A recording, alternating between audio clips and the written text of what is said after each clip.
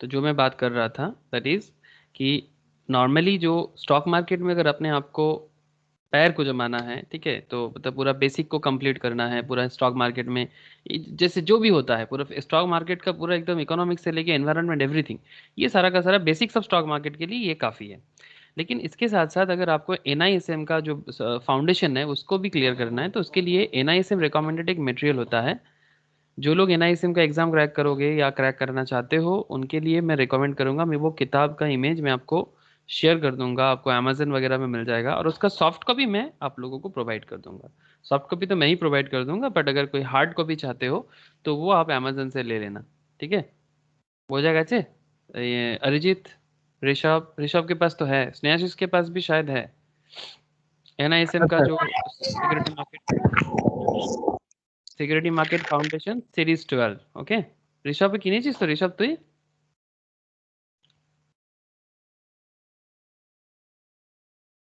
ঋষভের आवाज পাচ্ছি না। ओके, ठीक है सर। तो जिसको भी एनआईएसएम क्रैक क्रैक करना है फाउंडेशन वाला, उसके लिए मैं किताब का इमेज जो है वो शेयर कर लूंगा, आपको अमेजन वगैरह में मिल जाएगा, ठीक है। अच्छा चलो, मैं स्टॉक मार्केट जो है वो मैं आपको शेयर करता हूँ, बताता हूँ, इसी में सारा का सारा नॉलेज होगा। फिर लास्ट में जो लोग स्टॉक मार्केट को सीखना है, जो क्लास में बताएंगे उसको फॉलो करना, स्टॉक मार्केट सीख जाओगे। मतलब पूरा का पूरा जो मतलब मार्केट क्या है, इकोनॉमी क्या है, कैसे इसमें इन्वेस्टमेंट वगैरह कैसे होता है, वही सब चीज़ें हम लोग सीखेंगे। मैं आप लोगों के साथ एक बार स्क्रीन शेयर करता हूँ और आपको मैं बता देता हूँ एक बार, जो लोगों ने लास्ट क्लास मिस किया था उनको दोबारा बता देता हूँ, डोंट वरी, कि हम लोग क्या क्या सीखेंगे इस पर्टिकुलर स्टॉक मार्केट बेसिक्स में। पूरा का पूरा डिटेल्स है सर, आप देख सकते हो। एक सेकेंड में थोड़ा पेन ले लूँ। ओके, सबको स्क्रीन दिख रहा है ना?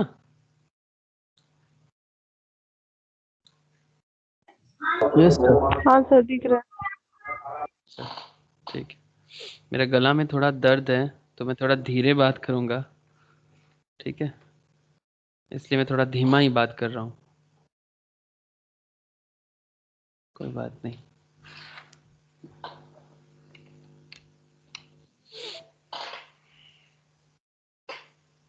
ठीक है, तो देखो हम लोग पूरा स्टॉक मार्केट में क्या क्या मेनली हम लोगों को सीखना है, स्टॉक मार्केट इंट्रोडक्शंस में मेनली क्या सीखना है, that is why should one invest. पहला बात द नीड टू इन्वेस्ट, जिसमें हम लोगों ने लास्ट क्लास में बात किया था, बेसिक सा एकदम हर एक चीज में बात किया था। क्या किया था कि नहीं किया था स्नेहाशीष, ऋषभ? एकदम बेसिक से बात हो रहा था ना। तो द नीड टू इन्वेस्ट, कोई बात नहीं, जिन्होंने नहीं किया, किसी भी कारण से नहीं कर पाया, तो उनके लिए सर मेरा क्लास अवेलेबल है, मैं आज ही आप लोगों को अपलोड कर दूंगा, आप लोग ज़रूर देख लेना सर, ठीक है। पेंडिंग मत रखना, फिर बाद में कनेक्ट नहीं कर पाओगे। तो द नीड टू इन्वेस्ट इसमें चर्चा हुआ था, वाई शुड वन इन्वेस्ट इसमें भी चर्चा हुआ था, ठीक है। तो need to invest and why should one invest, and इसके बाद sir what to invest and fixed income instrument, equity, real estate, commodity, ये सब में बात नहीं हुआ था। हम लोगों का पहला क्लास जो था उसमें क्यों किसी को इन्वेस्टमेंट करने का ज़रूरत क्यों है, और क्यों वो इन्वेस्ट करे, और अगर वो इन्वेस्ट ना करता तो क्या होता, तो उसमें हम लोगों ने बस इतना बात किया था। सबसे मतलब एक बहुत ही कॉमन सवाल है ना कि क्या इन्वेस्टमेंट करना ज़रूरी है। मतलब आप लोग अभी थोड़ा छोटे हो तो शायद आपको ऐसा लग सकता है, लेकिन आप लोग उतना भी छोटे नहीं हो, लेकिन इतना आप लोग समझ गए सर, हाँ इन्वेस्ट करना ज़रूरी है, क्योंकि समय के साथ साथ एटलीस्ट जो महंगाई है उसको तो बीट करना है। क्या सर सही बोल रहे हैं कि नहीं बोल रहे हैं, कि ये जो हर साल चीज़ों का दाम बढ़ता रहता है, कम से कम इसको तो बीट करना है सर। या फिर जब आपका काम करने का ताकत खत्म हो जाए, आफ्टर दी एक जैसे रिटायरमेंट एज के बाद आप कैसे अपने आप को चलाओगे, या फिर सिर्फ वही नहीं, आजकल इन्वेस्टमेंट करने का काफ़ी सारा कारण है। जैसे आप प्रॉपर इन्वेस्टमेंट करोगे तो आपका जो करेंट इनकम है उस इनकम को आप दुगना कर सकते हो। हाँ हो सकता है सर दुगना, काफ़ी जरिया है। स्टॉक मार्केट ही एक ऐसा जगह है जहाँ पर सीरियसली प्रॉपर वे में आपका पैसा दुगना हो सकता है। हाँ sir, subject to market risk is always there, because ये एक पूरा का पूरा ओवरऑल मार्केट है, तो फिर मार्केट में रिस्क तो होगा ही। लेकिन मतलब वो बहुत सारा कंपनीज आया था, आप लोगों को याद है, नाम से भी आप जानते हो, सारदा जैसे एक बहुत सारा कंपनीज आया था जो वादा कर रहा था पैसा डबल कर देगा। पता है ना sir, chit fund companies. Chit का मतलब ऐसे चीटिंग बाज नहीं है, चिट का मतलब छोटा छोटा फंड जमा करके आप 6 महीने में डबल, 1 साल में डबल, ऐसे बोल रहा था ना सर। है सर। हाँ, लेकिन वैसा कंपनीज जो बोलते हैं ना वो एक्चुअल में वो इस तरह का होता नहीं है। ठीक है, वो गलत है, और आरबीआई ने भी मना किया था, ऐसा कंपनीज एक्चुअल में कुछ करता नहीं है प्रॉपरली। और सेबी ने भी मना किया था, फिर भी जो भी लोकल है, लोकल स्टेट्स, उन्होंने माना नहीं था बात को। और आगे का क्या हुआ है हम सबको पता है। ठीक है, मैं उस कहानी में अभी नहीं जाता सर। तो सबसे बड़ा सवाल जो लास्ट क्लास में डिस्कस हुआ था, that is the need to invest. And need to invest पे हम लोगों ने पूरा एक कैलकुलेशन सॉल्व किया था कि एक बंदे का 50,000 का इनकम है, मतलब मैं स्टोरी आपको एक बार थोड़ा कनेक्ट करा दे रहा हूँ कि एक बंदे का 50,000 का इनकम है, और वो 50,000 में से 30,000 अपना डेली मंथली लाइफ का खर्चा है, मतलब पर मंथ का एक इंसान का खर्चा होता है ना। तो पर मंथ का जो खर्चा है किसी इंसान का, वो 50,000 कमाता है। हमारा कुछ ऐसा ऐसा था एनालिसिस का एरिया, मैं आपको बस एक बार रिकॉल करा देता हूँ जो लोग लास्ट क्लास किए थे और जिन्होंने नहीं किया। मतलब आपका 50,000 का पर मंथ का इनकम है और आप मंथली कितना खर्चा करते हो, 30,000। बाकी आपके पास बचता कितना है, और जो भी 30,000 आप खर्चा करते हो वो आप कहाँ कहाँ करते हो, हाउसिंग में करते हो, फूड में करते हो, जो भी एक इंसान को जरूरी होता है sir. Housing, food, transport, shopping, medical, लगा रहता है सर लोगों का ये सब खर्चा। एंड तो बाकी बचा हुआ जो 20,000 है, ये 20,000 आपका सरप्लस पैसा है। आप 50,000 कमाते हो, 30,000 खर्चा करते हो, और 20,000 आपका महीने भर का जमता है। मतलब जो आपका, मतलब एक पूंजी आपका स्टोर होता है, और यही आपका मंथली सरप्लस है। और इस मंथली सरप्लस को अगर आप सिर्फ चुपचाप 20,000 करके रख दोगे, ठीक है, तो ये अच्छा बात है, या फिर किसी जगह में इन्वेस्ट करने से अच्छा बात है। तो इसको सिंप्लिसिटी करने के लिए हम लोगों ने कुछ एजाम्पशंस लिया था। जैसे में कि द एम्प्लॉयर इज, मतलब आप जहां पर, मैं यहाँ पर मान के चला कि आप कहाँ पर कहीं भी जॉब कर रहे हो, ठीक है।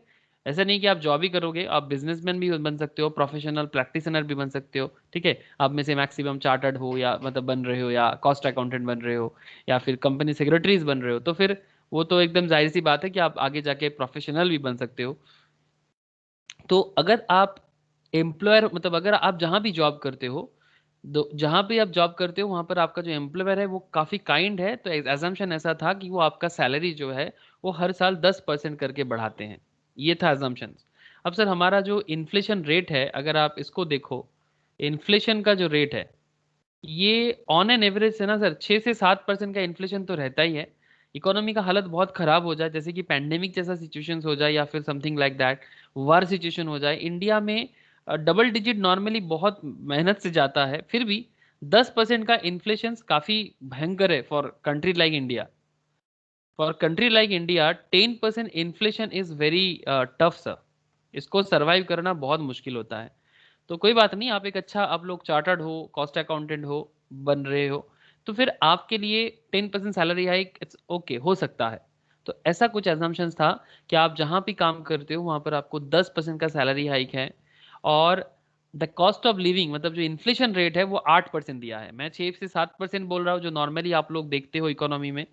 और 10% max, max to max India में अगर होता है तो बहुत खतरनाक है। ऐसा हुआ भी है कभी ना कभी, जरूर हुआ है, लास्ट 20 साल में हुआ है सर 10% इन्फ्लेशन इंडिया देखा है। लेकिन हम लोगों ने उसका बीच का लिया कि 8% अगर इन्फ्लेशन है, कॉस्ट ऑफ लिविंग, ओके। अच्छा सर, मैं तो बोले जा रहा हूँ, आप लोगों को समझ में आ रहा है? इनकी अरिजीत, प्लीज बताना समझ में आ रहा है? Yes sir. Okay. Yes sir. तो फिर ये चीज आपको थोड़ा देखना है। एंड नेक्स्ट, हम लोगों ने ये भी अजम्पशंस लिया है कि अगर आप आज 30 ईयर्स ओल्ड हो और आप प्लान कर रहे हो कि आप 50 में रिटायरमेंट ले लोगे, सर थोड़ा सा मैं एडवांस सोच रहा हूँ, क्योंकि आजकल इंडियन यूथ जो है वो थोड़ा अपना टाइम भी बिताना चाहता है ना। ऐसा नहीं कि काम करे, ऐसा नहीं, मतलब क्वालिटी काम करेंगे, अच्छा खासा कमाएंगे, और फिर एक टाइम के बाद फैमिली को टाइम देंगे, घूमेंगे फिरेंगे, और फिर इस तरह से टाइम को मजा लेना चाहते हैं सर। तो मतलब ऐसे नहीं कि बस बूढ़ा हो जाने के बाद भी काम काम, ऐसा नहीं करेंगे। ओके, तो फिर थोड़ा सा हल्का हो जाएंगे, रिटायर कर लेंगे 50 पे, ये एजम्पशन था। ठीक है, आप 60 भी एजम्पशन ले सकते हो, उसमें कोई प्रॉब्लम नहीं है। तो फिर आपके पास, अगर आप अभी, हम लोग मान के चल रहे कि अगर अभी आपका उम्र 30 साल का है, मतलब काइंड ऑफ, मतलब लाइक मी, ओके। तो ऐसे हम लोग, मतलब पता है कि आप लोग 30 से कम हो, जो भी हो यहाँ पर, तो 30 साल का है आप, और आप 50 में रिटायर कर रहे हो तो फिर 20 साल का टाइम है आपके पास। ओके, तो आप कमाने के आप लिए आपके पास 20 इयर्स का टाइम है। आप 20 साल में मन भर के कमाओ और फिर आप रिटायर करो। You don't intend to work after you retire. Your expenses are fixed and don't foresee any other expense. आपका जो खर्चा है वो आप फिक्स रखना चाहते हो, मतलब ये जो भी आपका डेली लाइफ का एक्सपेंसेस है ना, वो आप फिक्स रख रहे हो और आप कोई दूसरा खर्चा नहीं कर रहे हो। और बाकी जो 20,000 है पर मंथ का, वो आप अपने हाथ में हार्ड कैश में रिटर्न कर रहे हो। सवाल यहीं पर यही आया था कि अगर आप यही पैसा जो 20,000 करके आपके पास जम रहा है, अगर आप ये कहीं पर भी इन्वेस्ट ना करें तो 20 साल बाद ये सरप्लस खर्चा यही तो आपके पास रहेगा, बाकी पैसा तो रहेगा नहीं। सर आप 50 करके कमा रहे हो, इट्स वेरी गुड, लेकिन 50 में से जो 30 करके आपका जा रहा है ये तो आपका रहेगा नहीं ना सर, जीने का खर्चा है। एम आई राइट सर? ये तो बाद हो जाएगा, सही की गलत? हाँ सर। तो सही है। जो बचा कुचा 20,000 हर साल हर महीने का आपका है, ये बचा कुचा 20,000, ये अगर आप पूरा एनुअली 12 मंथ का बचाते हो तो कितना अमाउंट होएगा सर? 20,000 12 महीने का कितना अमाउंट होएगा? 2,40,000। 2,40,000 सर, वेरी सिंपल कैलकुलेशंस। तो यही चीज हमने लास्ट क्लास में समझाया। 2,40,000 को अगर आप एक सही तरह से इन्वेस्टमेंट मतलब विदाउट इन्वेस्टमेंट करोगे और जो भी एजम्पशंस लिया कि आपका एम्प्लॉयर काइंड है, 10% करके सैलरी हाइक करता है, लिविंग कॉस्ट 8% करके बढ़ता है, ऐसा करके बात है, तो हर साल आपका जो भी रिटर्न होगा वो ऐसे रिटर्न होते होते 20 साल के एंड पे आपके पास सर 1.7 करोड़ रहेगा। ठीक है, ये हिसाब है, ये मैंने लास्ट क्लास में समझाया, जरूर देखना वो वाला वीडियो। तो 1.7 करोड़ का आपके पास बचेगा अप्रोक्स। ठीक है, फिर हम लोगों ने एक एजम्पशंस लिया, ये अरिजीत समझ में आया रे? जो कैलकुलेशंस वगैरह है sir, time value of money है ये। ओके, जो टाइम वैल्यू ऑफ मनी आप लोग करते हो ना कंपाउंड डिस्काउंटिंग का, वो वाला हिसाब है, जरूर देखना एक बार। एंड आफ्टर दैट ये हम लोगों ने एक अजम्पशंस लिया कि ठीक है, हम लोग चुपचाप पैसे को रखेंगे नहीं पास में, इसको कहीं ना कहीं इन्वेस्ट करेंगे। तो उसके ऊपर डिपेंड करके हम लोगों ने फिर से इसको इन्वेस्ट किया। ठीक है, और ऐसा एक जगह में इन्वेस्ट किया जहां पर हम लोगों ने क्या माना था कि आपका इन्वेस्टमेंट का रिटर्न जो है सर वो कितना है? 12%। सही ना स्नेहाशीष? Yes sir. ऋषभ को सुनाई दे रहा है? ऋषभ, ऋषभের आवाज আসছে না।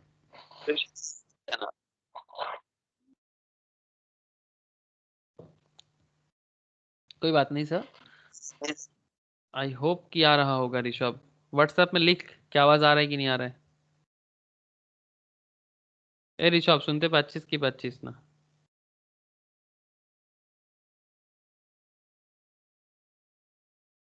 আমি তোর আওয়াজ পাচ্ছি না, তাই জিজ্ঞাসা করছি।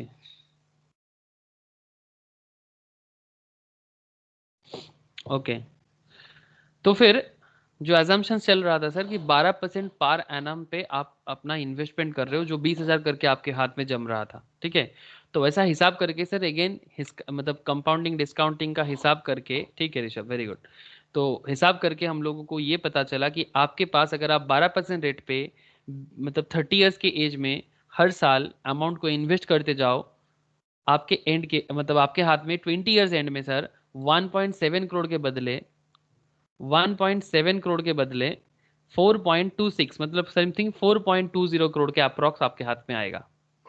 तो इन्वेस्ट करने से ऑब्वियसली अगर आप सही जगह में इन्वेस्ट करो, और 12% रिटर्न हम लोगों ने लिया, जो ना कि स्टॉक मार्केट का स्टैंडर्ड रिटर्न है। स्टॉक मार्केट का स्टैंडर्ड रिटर्न सर 15% से ज्यादा है। ठीक है, स्टैंडर्ड रिटर्न।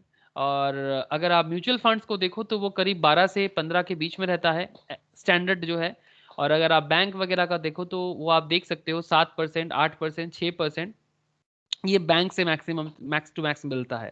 तो हम लोगों ने एक बीच का रास्ता चुना और 12% वाला लिया कि अगर आप 12% वाला रेट में ऐसा किसी जगह में इन्वेस्टमेंट करते हो जहां से आपको 4.26 करोड़ का कैपिटल आता है, आपके हाथ में पूंजी जमता है, जो आप रिटायरमेंट के बाद आपके लाइफ को मतलब चलाने के लिए खर्चा करोगे। और हम लोगों ने ये भी देखा कि 1.7 करोड़ के थ्रू से अगर आपका जीवन शैली मतलब आपका लाइफस्टाइल अगर ज्यादा चेंज ना हो, तो आप 50 साल में रिटायर कर रहे हो ना सर, तो 50 के बाद और जोर से जोर 1.7 करोड़ से 50 के बाद जोर से जोर ना आप 8 साल ही और अपना लाइफ को लीड कर सकते हो इस पैसे से, ऑन दैट टाइम जो भी इन्फ्लेशन रेट रहेगा उसके साथ। और सिमिलर अगर 1.7 करोड़ में अगर आप 8 इयर्स अपना लाइफ को लीड करा सकते हो और अपना लाइफ का हम लोगों ने ये भी देखा काफी सारा एस्पिरेशंस, मतलब बड़ा गाड़ी, बड़ा घर, जो भी है, आप ये सब चीजें अपने लाइफ से मतलब परे कर दिया, मतलब आप ये सब चीज में नहीं गया, कभी वैकेशंस में नहीं गए, सारा का सारा चीजें अगर आप मतलब साइड करते हो तो जाके आप 1.7 करोड़ में 8 साल जिंदा रह सकते हो। ठीक है, उसके बाद क्या है सर, बुढ़ा हो जाओगे, बच्चे लोगों के पास बोलना पड़ेगा भाई मुझे देखो, मुझे खिलाओ। ठीक है, काइंड ऑफ दैट। लेकिन अगर आप 12% में करोगे तो आपके हाथ में 4.26 करोड़ आएगा। इसका कैलकुलेशन मैंने लास्ट क्लास में बताया था, एक बार जरूर देखना। तो सर प्लीज मुझे एक बार बता दो कि अभी तक का लास्ट क्लास का कहानी जो भी मैंने आपको बताया, 10-15 मिनट लिया आपका, मैं आपको समझ में आया कि लास्ट क्लास में हम लोगों ने क्या किया था? Yes sir. Yes sir. Arijit बोल। हाँ सर। हेलो। Okay sir. तो ये एकदम pure time value of money and compounding discounting का सम्स के ऊपर बना हुआ है, मैंने लास्ट क्लास में समझा भी है, प्लीज जरूर उसको देखना। आज ना सर मैं थोड़ा और एडवांस बात करूंगा, प्लीज ध्यान से सुनो कि क्या क्या बात सर आज करना। हाँ बोलो। স্যার বলছি মিউচুয়াল ফান্ড আর শেয়ার দুটো কি আলাদা কনসেপ্ট মানে? हाँ ऑब्वियसली अलग कंसेप्ट, म्यूचुअल फंड अलग, शेयर मार्केट अलग। मैं बताऊंगा अभी, तो वही सब चीजें बात करने जा रहा हूँ, देख तो सही। म्यूचुअल फंड डिफरेंट होता है, शेयर मार्केट डिफरेंट होता है। ओके, वही सब बात करना है सर।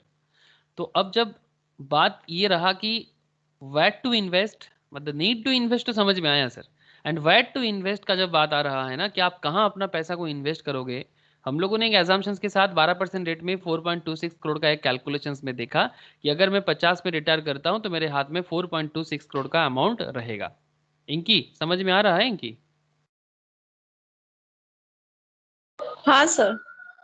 ऐसे देख के तो सर लग रहा है कि 4 करोड़ बहुत है, बट कभी सोचा करो कि ये 4 करोड़ अगर आज आपका उम्र 30 का है और 20 साल बाद, मतलब करेंटली 2021 चल रहा है, और 20 इयर्स बाद जब 2041 चलेगा, ठीक है, 2041 चलेगा 2041 में, ये 4 करोड़ का कोई मतलब उतना भी वैल्यूएबल नहीं लग रहा है सर।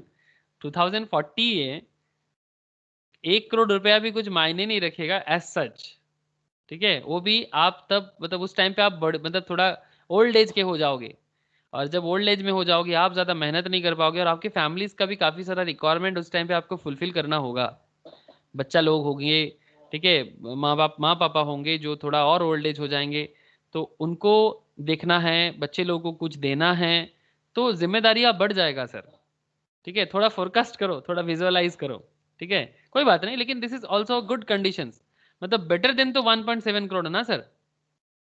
हेलो। है सर। 1.7 करोड़ जब आप कुछ इन्वेस्टमेंट नहीं किए थे, तो आप सिर्फ अपना ही जीवन 8 साल बिता सकते हो, किसी को कुछ देने लायक बचेगा ही नहीं सर। ओनली 8 इयर्स आप हार्डली 1.7 करोड़ से अपना लाइफ को उस टाइम पे लीड कर सकते हो, आफ्टर 2040 से लेके 2048 तक। 2040 से लेके 2048 तक, उसके बाद आपका जो भी था वो खत्म हो जाएगा, मगर से मतलब जो भी आपका लाइफस्टाइल में उस टाइम पे था। लेकिन अगर आप 4.26 करोड़ करोगे तो थोड़ा बेहतर में रहोगे, थोड़ा सा बेहतर में जरूर रहोगे। अब सवाल उठता है कि सर थोड़ा बेहतर करे या बहुत बेहतर करना है? थोड़ा बेहतर में मन खुश नहीं है, कोई बात नहीं, लेकिन सर कहाँ कहाँ इन्वेस्ट कर सकते हैं? तो वही जरिया मैं आप लोगों को बताने जा रहा हूं कि आप कहाँ कहाँ इन्वेस्टमेंट कर सकते हो। An asset class is A category of investment, मतलब आप जहां जिस एसेट क्लास में आप इन्वेस्टमेंट करना चाहते हो ना, ये कैटेगरी ऑफ इन्वेस्टमेंट होता है with a particular risk and return characteristic. तो हर एक एसेट का ना एक अपना पर्टिकुलर रिस्क होता है, और हर एसेट का एक पर्टिकुलर रिटर्न देने का भी कैरेक्टर होता है। रिटर्न मतलब जो आप पूंजी डाल रहे हो वो कितना आपको वापस कर रहा है। तो आपके पास मेनली 4 तरह का जगह है सर, मेनली 4 तरह का जगह। First of thing fixed income instrument, second thing equity, third thing real estate, fourth one commodity market.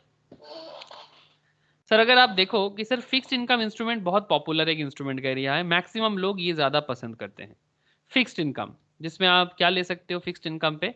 Fixed income means like bank FD. Sir bank FD जानते हो? बैंक एफडी या पोस्ट ऑफिस एफडी। है sir. किसका इतना background noise है? बहुत background noise है, on ही मत करो, थोड़ा हल्का जगह में जाओ ना जहाँ आवाज नहीं है। Okay sir. 1.5-2 घंटा का बात है, थोड़ा हल्का जगह में बैठ के क्लास किया करो। तो bank FD, post office FD, तो फिक्स्ड इनकम इंस्ट्रूमेंट जो है सर, उसमें बैंक एफडी है, पोस्ट ऑफिस एफडी है, इस तरह का जो भी फिक्स्ड इनकम इंस्ट्रूमेंट जिसमें आप फिक्स डिपॉजिट करते हो, ठीक है। और हार्डली कितना रिटर्न दे देता है sir fixed income instrument? Bond है सर, जैसे कि there are investable instrument with very limited risk, इसमें रिस्क बहुत कम होता है सर, प्लीज ध्यान देखना। फिक्स्ड इनकम इंस्ट्रूमेंट का ऋषभ ध्यान से देखना, फिक्स्ड इनकम इंस्ट्रूमेंट में ना रिस्क बहुत लिमिटेड होता है to the principal and the return is paid as an interest to the investors. और जो रिटर्न मिलता है सर वो इंटरेस्ट के तौर पे मिलता है, मतलब what ever return you will get from the fixed income instrument that is in the form of interest, okay, to the investor based on the particular fixed income instrument. The interest paid could be quarterly, जो भी interest आपको पे किया जाएगा वो quarterly हो सकता है, सेमी एनुअल हो सकता है, मतलब 6 महीने में हो सकता है, और एनुअल इंटरवल्स में भी हो सकता है, दैट मीन्स साल में एक बार। At the end of the term deposit मतलब अगेन वही बात sir, term deposit and fix deposit is the same thing, also known as maturity period, मतलब जब आपका वो फंड मैच्योर हो जाएगा, कि 5 साल का, 10 साल का, ऐसा ही होता है ना सर, 5 ईयर्स और 10 ईयर्स। बैंक घर में जो भी बुजुर्ग हैं, सीनियर्स हैं, उनको पूछो कि उनका बैंक में जरूर कुछ ना कुछ एफडी बना होगा, है कि नहीं है सर, बताना प्लीज। घर में है सर। है ना, पापा का, माँ का, दादाजी का एफडी वगैरह जरूर होगा, ठीक है। 5 साल का, 10 साल का एफडी, 15 साल का एफडी, तो एफडी से इंटरेस्ट मिलता है और उससे अपना वो खर्चा चलाते हैं, ऐसे आपको घर घर में दिख जाएगा। It's a very sir popular. LIC policy কি এর মধ্যে পড়ে স্যার? हाँ हाँ हाँ, एलआईसी को भी इसमें ला सकते हो, एलआईसी का जो है वो भी इसी में आ जाएगा, ठीक है, इसी में आ जाएगा, ठीक है। जैसे टिपिकल फिक्स्ड इनकम इन्वेस्टमेंट, जैसे कि टिपिकल फिक्स्ड इनकम इंस्ट्रूमेंट आपके पास, चलो मैं एग्जाम्पल के साथ ही आ रहा हूँ। टिपिकल जो जो है, जैसे सबसे फेमस तो obviously fixed deposit offered by banks, bond issued by the government of India, government bond issue करता है, bond issued by government related agencies such as हार्डको, एनएचएआई, एलआईसी बॉन्ड इशू करता है, वो भी गवर्नमेंट एजेंसी है, okay. Bond issued by corporates, कुछ companies भी बॉन्ड इशू करते हैं, ओके। तो बॉन्ड या डिवेंचर, बॉन्ड और डिवेंचर ये जो भी होता है ना सर, ये फिक्स्ड इनकम बोला होता है, इसमें एक फिक्स रेट ऑफ इंटरेस्ट होता है। नॉर्मली इसका जो रेंज है, एज ऑफ जून 2014 का एक डेटा मैं आपके सामने रख रहा हूँ, जून 2014 तक का देखा गया है अभी तक का इंडिया में, the typical return from A fixed income instrument varies between 8% से 11%, लेकिन लेटेस्ट में तो बैंक एफडी का रेट और कम हो गया है, तो इसको आप ऐसे बोल सकते हो 6% से लेके 10% भी हो सकता है। ये 2014 के टाइम पे, उस टाइम पे इकोनॉमी थोड़ा अच्छा चल रहा था, तो 8 से 11 का रेट चल रहा था, और अभी सर फिक्स इनकम में काफ़ी कम हो गया है, बैंक वगैरह का बिजनेस काफ़ी प्रॉब्लमेटिक में चला गया है, तो वो लोग थोड़ा कम दे रहा है, हर चीज़ में इंटरेस्ट वगैरह थोड़ा कम ही दे रहा है। तो 6 टू, मतलब एक चीज़ आप जरूर देखना, जब बैंक इजी लोन प्रोवाइड करते हैं ना, उस टाइम पे बैंक ना आपका जो सेविंग्स अकाउंट है या एफडी अकाउंट है ना, उस पर इंटरेस्ट कम पे करते हैं। क्या आप लोगों ने कभी ऐसा ख्याल किया कि जब मार्केट में लोग बैंक इजी लोन प्रोवाइड करते हैं, तब आप देखना बैंक वाले ना सेविंग्स में या एफडी में जो इंटरेस्ट है ना वो कम कर देता है। कभी ऐसा मतलब ऑब्जर्व किया आप लोगों ने? अगर नहीं किया तो आगे से करना, कि बैंक जब इजी लोन देता है उस टाइम पे देखना, अब आपको मिलेगा कि नहीं मिलेगा वो अलग बात, बट आप जरूर गौर करना कि जब बैंक इजी लोन प्रोवाइड करते हैं। हाँ बोलो, कोई कुछ बोलना चाहता है? सर रेपो रेट और क्या बोलते हैं, रिजर्व रेपो रेट की वजह से ना। रिवर्स रिवर्स रेपो, हाँ। Repo and reverse repo, obviously repo and reverse repo तो रीजन है ही, लेकिन मेनली इसको अगर आप थोड़ा सा समझने का कोशिश करो कि repo rate, reverse repo rate, repo rate क्या होता है, जिस रेट में बैंक वाले आरबीआई को लोन मतलब जो इंटरेस्ट पे करते हैं, दैट इज रेपो। और कभी अगर आरबीआई भी कॉमर्शियल बैंक से लोन लेते हैं और उसको पेमेंट करना पड़ता है, that is called reverse repo. अब अगर आरबीआई कॉमर्शियल बैंक का जो इंटरेस्ट है उसको बढ़ा देता है, तो इसको बढ़ाने के पीछे का मेन रीजन ये होता है कि वो नहीं चाहता कि इकोनॉमी में ज्यादा पैसा जाए। प्लीज ट्राई टू अंडरस्टैंड, मैं स्टोरी वाइज कहना चाहता हूँ। सपोज मानो कि मैं रिजर्व बैंक ऑफ इंडिया हूँ और आप लोग कॉमर्शियल बैंक हो, आपके पास पब्लिक आता है लोन लेने के लिए। Try to understand sir, I am a Reserve Bank of India, you all are commercial banks, okay. And आप लोगों के पास पब्लिक आता है, जनता जनार्दन आता है लोन लेने के लिए, क्योंकि उनको किसी को बिजनेस करना है, किसी को घर बनाना है, किसी को गाड़ी लेके गाड़ी को भाड़े पे खटाना है, इस तरह का अलग अलग लोगों का मतलब होता है। तो इट्स गुड थिंग, इकोनॉमी को ग्रो करने के लिए ये सब चाहिए होता है। अब अगर मुझे ऐसा मतलब आरबीआई सब कुछ देखता है, कॉमर्शियल बैंक का क्या, उनको तो वो हमेशा चाहता है कि मैं लोन दे दूं और बदले में मुझे इंटरेस्ट आ जाए। बट उनका उनके अंदर भी तकलीफें होते हैं कि अगर लोग लोन तो लेके जाता है लेकिन इंटरेस्ट पे नहीं करता। अगर इंटरेस्ट रेट सस्ता होता है, मतलब अगर मानो कि 7% का इंटरेस्ट रेट, 8% का इंटरेस्ट रेट, काफी सस्ता रेट है। अगर इंटरेस्ट रेट 10 से ज्यादा है तो ये काफी महंगा है। तो 10-12% का इंटरेस्ट रेट होगा तो महंगा है। तो ये जानबूझ के आरबीआई कंट्रोल करने के लिए करता है। जब आरबीआई देखता है कि लोग फालतू में पैसा तो लेके जा रहा है लेकिन इंटरेस्ट वापस नहीं कर रहा है, लोन तो दे ही नहीं रहा है, लोन का इंटरेस्ट भी नहीं दे रहा है, ऐसा केसेस में आरबीआई क्या डिसीजन लेता है कि एक काम करते हैं, रेपो रेट बढ़ा देते हैं। मतलब कॉमर्शियल बैंक का जो इंटरेस्ट है जो उनको देना पड़ता है, मतलब आप लोगों को जो अमाउंट ऑफ इंटरेस्ट मुझे देना पड़ता है, अगर मैं इसका रेट को हाई कर दूं ना तो आप लोग ना मतलब कस्टमर्स का भी गला दबाओगे कि भाई पेमेंट टाइम पे करो क्योंकि हमें देना है, नहीं तो हमारा लाइसेंस को लेके मुश्किल हो जाएगा। समझ में आ रहा है पॉइंट? है सर। Yes sir. ठीक है, तो इसको मॉनेटरी पॉलिसी भी कहते हैं sir. This is also called monetary policy. Simple समझा रहा हूँ सर, एकदम सिंपल मैं आपको कोशिश कर रहा हूँ। ऐसे तो इसको बहुत भारी भरकम लैंग्वेज से भी समझाया जा सकता है, बट सर भारी भरकम लैंग्वेज में समझ के ना चीज़ें टफ होता है, मैटर इजी नहीं होता। जब हम लोग आप लोग कॉलेज में पढ़ते होंगे या फिर कॉलेज में प्रोफेसर ऐसे समझाते होंगे, हाँ sir repo rate, reverse repo rate, you have to know the definitions properly. ठीक है, it sound very weighty, but problem क्या है ना कि वेटेड साउंड से रियल लाइफ में काम नहीं बनता। बातों को जितना लेमैन की तरह समझो उतना अच्छा। कि जैसे एक खेती करने वाला बंदा भी इकोनॉमी को समझ जाए सर, तब देश के लिए अच्छा होता है। मैं तो चाहता हूं कि हर कोई शेयर मार्केट समझे, हर कोई इकोनॉमिक्स को समझे। क्योंकि जिस दिन घर का औरत लोग, स्पेशली माँ लोग, ठीक है, घर की माँ, घर की दीदी, ये लोगों के मन में जिस दिन इकोनॉमिक्स का मतलब समझ में आ जाएगा ना, इकोनॉमिक्स का यूज समझ में आ जाएगा, उस दिन इंडियन इकोनॉमी टॉप क्लास में पहुंचेगा। ये तो आप लिख के रख लो। सर कैसा बात करते हो, उनको तो चूल्हा चक्का करके ही टाइम नहीं मिलता। नहीं सर, उनके पास टाइम होता है, वो चाहे तो कर सकता है। ठीक है, इसके बारे में मैं कभी बताऊंगा आपको। ठीक है, कि उसके अंदर अगर economics and finance and share market का नॉलेज आ जाए ना, तो फिर घर का फाइनेंस डेवलप हो जाएगा। सर घर में एक प्रॉब्लम है सर, हर घर में जितना भी मतलब हाई फाई जॉब वाले फैमिलीज हो या कितना भी हाई फाई इनकम बिजनेस वाले फैमिलीज हो, सर घर में पैसा का प्रॉब्लम नहीं है। ऐसा घर आप दिखा सकते हो?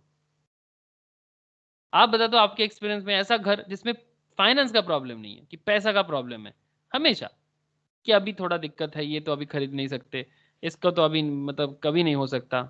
क्या मैं सही बोल रहा हूँ? Yes sir. मतलब ये तो मैं भी अपने लाइफ में एक्सपीरियंस करता हूँ। मेरा भी मतलब पापा माँ का एक फैमिली है जहाँ पर मैं बचपन से बड़ा हूँ। अभी मैं कोलकाता में अपना एक सिनारियो बना रहा हूँ।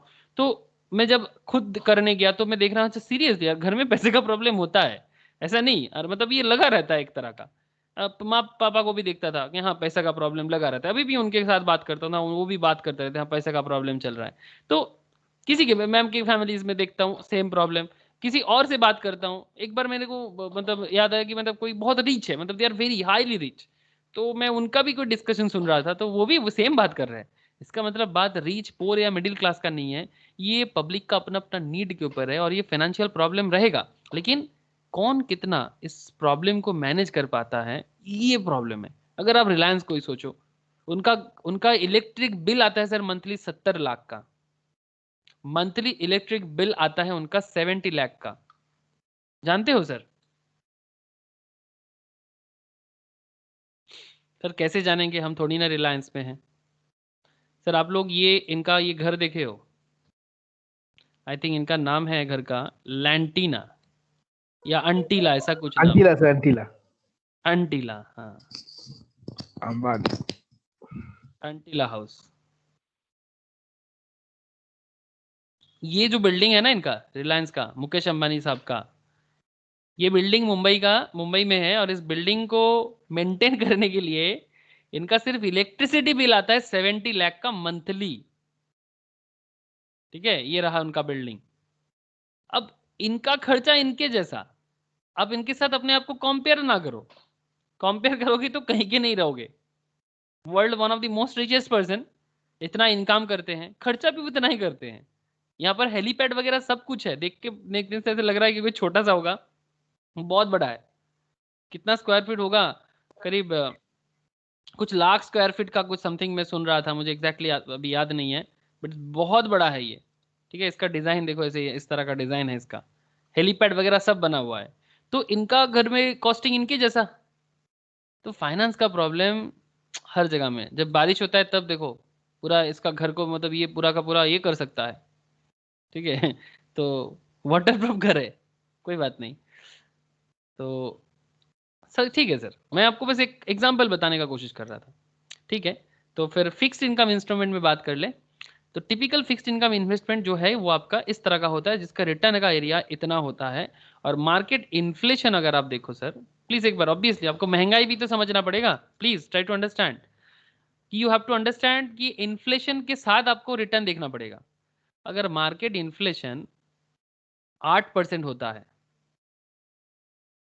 आपने 1 लाख का इन्वेस्टमेंट किया किसी जगह में, और आपको वहां पर बोल रहे हैं कि एनुअली 8% आपको मिलेगा, तो 1 लाख इन्वेस्टमेंट में 8% का रिटर्न के साथ आपको कितना मिल रहा है सर फिक्स्ड इनकम पे?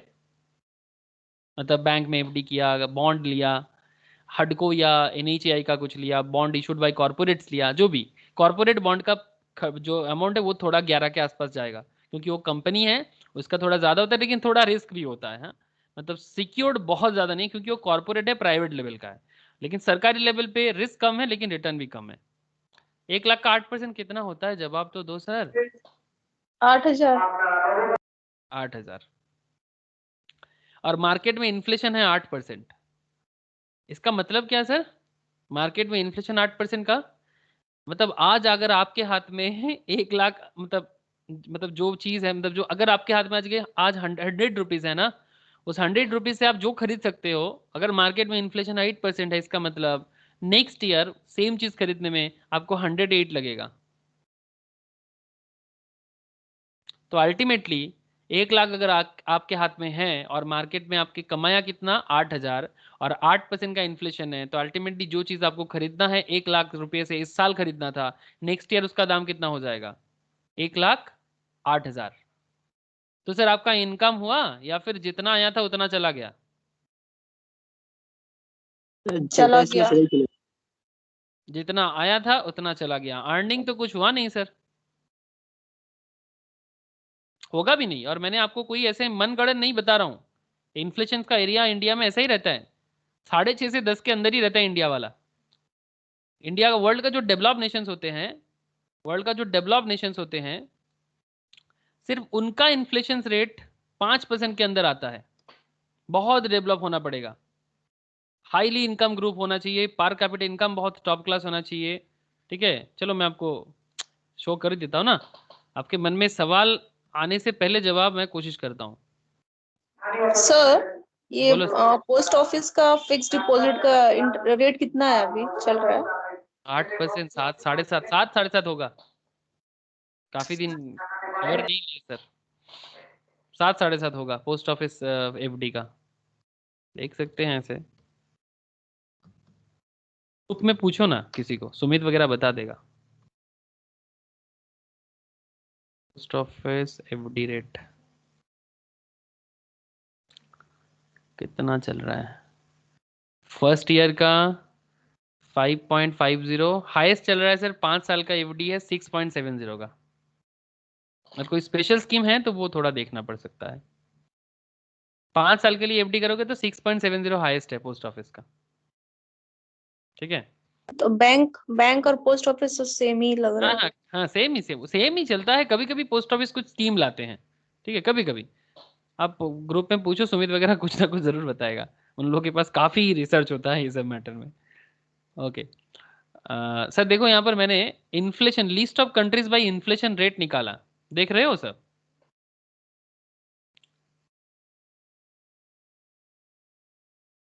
अरे सर दिख रहा है कि नहीं दिख रहा है? हाँ सर दिख रहा है है। सर। ओके सर, बहुत ज्यादा नेगेटिव भी बहुत खराब है, मतलब उसमें तो इकोनॉमी रानी नहीं कर रहा है। इन्फ्लेशन रहना जरूरी है। कोई बोलेगा सर इन्फ्लेशन नेगेटिव, ना सर, एक नेगेटिव इन्फ्लेशन एकदम अच्छा नहीं है। जैसे यहाँ पर आप देख सकते हो -0.90, एंडोरा, चैड, नेगेटिव अच्छा नहीं है। इवन सऊदी अरबिया का इकोनॉमी भी नेगेटिव इन्फ्लेशन में चल रहा है। इसका मतलब इकोनॉमी स्टैग्नेंट हो गया है। जब इकोनॉमी स्टैग्नेंट समझते हो ना, थम जाता है, जैसे कि नदी का बहाव जब रुक जाता है ना, जैसे आप देख सकते हो कोलकाता का कैनल का हालत, कोलकाता में जो कैनल्स वगैरह होता है ना, उनका हालत कैसे स्टैग्नेंट है ना।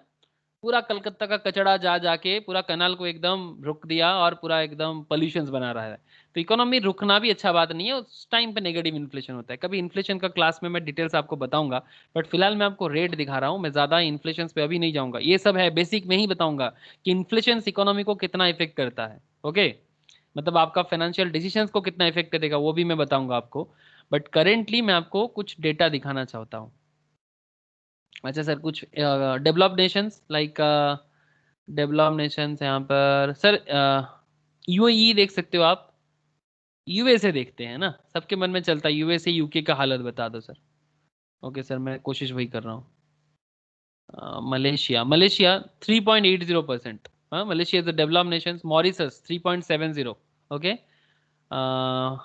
भूटान का 3.40, काफी अच्छा है भूटान का, काफी अच्छा इन्फ्लेशन है। मतलब आज जिस चीज का दाम 100 रुपया है, अगर जो चीज आपको खरीदना है ऑन एन एवरेज सर, अगर सेम सिमिलर चीज आपको नेक्स्ट ईयर खरीदना है तो आप इन जनरल समझ सकते हो कि उसका मतलब 100, अब इस तरह से सोचते हो 100 का वैल्यू को 3.40 से कम करके भी सोच सकते हो, या फिर सेम चीज खरीदना है तो 103 पॉइंट समथिंग खर्च करना पड़ेगा, 1 रुपया से भी सोच सकते हो।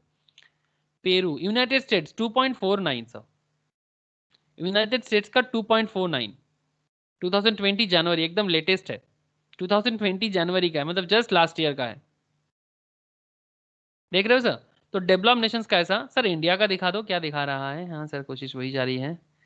इंडिया वाला सर देखो, 2019 एस्टिमेटेड 7.35, ये कम हो गया था सर 2018 में, ये तो कोरोना आ गया और इंडिया में ऐसे ही थोड़ा सा प्रॉब्लम होने से बहुत ज्यादा हिल जाता है। 7.35 का इन्फ्लेशन रेट है। और महंगाई क्या है सर, गरीबी का दूसरा नाम गरीबी का दूसरा नाम है, पॉवर्टी का दूसरा नाम है महंगाई। ओके सर, सबसे ज्यादा कोई कंट्री है तो ये इंडिया में 8% बहुत बहुत मायने रखता है सर, क्योंकि इंडिया का पॉपुलेशन 135 करोड़ से भी ज्यादा, अप्रॉक्स 138। इतना हाई पॉपुलेशन में 8-10% का इन्फ्लेशन रेट ना जानलेवा होता है। 10% निकल जाए तो भयंकर हो जाएगा। ऐसी अब इंडियंस को ना आदत है, मतलब वो ठीक है, सही होता है हम लोग का, इतना क्या सोचना, मतलब Indians mind is kind like that. हाँ ठीक है, ऐसा ही है, हम लोग ऐसे ही है, क्या कर लेगा तू काइंड ऑफ दैट। मतलब हम लोगों को अच्छा चीज देख के सिर्फ सेल्फी खींचना आता है, सुधारना नहीं आता, मतलब कोशिश भी नहीं करेंगे। कोई अच्छा जगह, कोई साफ सुथरा जगह दिख गया भाई सेल्फी खींच लो, उसी में खुश है, बाकी चीज दुनिया का गंदा रहे कोई फर्क नहीं पड़ता। मतलब एक सा आदत सा बन गया है। लेकिन सर आप देख के चौंक जाओगे, आप वेनेजुएला का इन्फ्लेशन रेट देख लो एक बार।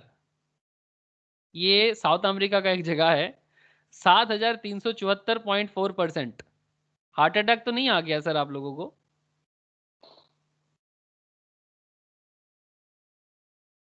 हाँ सर, सर यहाँ पे बार्टर पॉलिसी होगा। क्या पॉलिसी होगा? वही जैसे कि हम लोग देते हैं ना अनाज के बदले, जैसे कि कोई हाँ, काम का कपड़ा इधर खरीदना है तो अनाज दे देंगे, केला दे देंगे, जो भी अब यहाँ सामान पैसा हो। का कोई वैल्यू ही नहीं है। वेरी गुड, वेरी गुड इनकी, यहाँ पर पैसा का कोई वैल्यू ही नहीं है। मतलब ऐसा इकोनॉमी का हालत हो गया वेनेजुएला का। ऐसे यहाँ ये तो बेसिकली ऑयल बेस्ड कंट्री है, यहाँ इसके नीचे बहुत ऑयल माइंस वगैरह है, लेकिन इतना भयंकर हालत है, इकोनॉमी बोल के कुछ चीज है ही नहीं। मतलब पैसा दोगे ना तो लोग कागज की तरह फाड़ के रख देगा। अगर आपको यहाँ पर कुछ खरीदना है, सैलून में তো जाना স্যার है ভেনেজুয়েলা ঘুরতে গেলে টাকা নিয়ে যাবে হবে না তো? नहीं, टाका लेके जाके कोई फायदा नहीं है। চাল কিনে নিয়ে যেতে হবে। चावल लेके जाओ, मतलब जो भी बार्टर सिस्टम भी यूज कर सकते हो। भाई मेरे पास ना काफी सारा सिगरेट का पैकेट है, तू मुझे पूरा वेनेजुएला घुमा। हाँ ठीक है, वो सिगरेट पिएगा और तुमको वेनेजुएला घुमाएगा। और एक ऐसा नहीं, पेटी पेटी लेके जाना पड़ेगा, एक पैकेट का कोई मतलब नहीं है।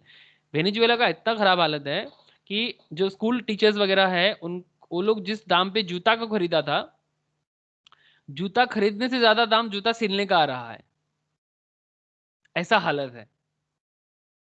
लेकिन ठीक है सर, वेनेजुएला का थोड़ा अलग ही कहानी है। लेकिन अगर आप जिम्बाब्वे को देखो, ये भी बहुत ही, चाइना के पास पूरा बिक चुका है, ऐसा हालत है इनका।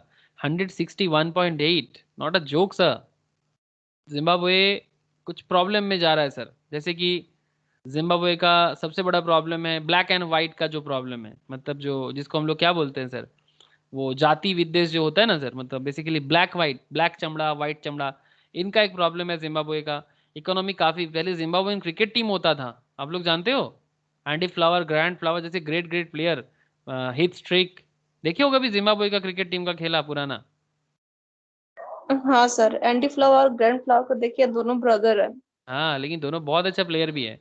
तो वो तब का जिम्बाब्वे अच्छा था। ये चाइना के साथ क्या बिजनेस लिया और उसके अंदर अपने कंट्री के अंदर क्या सब प्रॉब्लम क्रिएट कर दिया, पूरा पॉलिटिकल एकदम इधर उधर हो गया। 161.8% का उनका इन्फ्लेशन रेट है सर।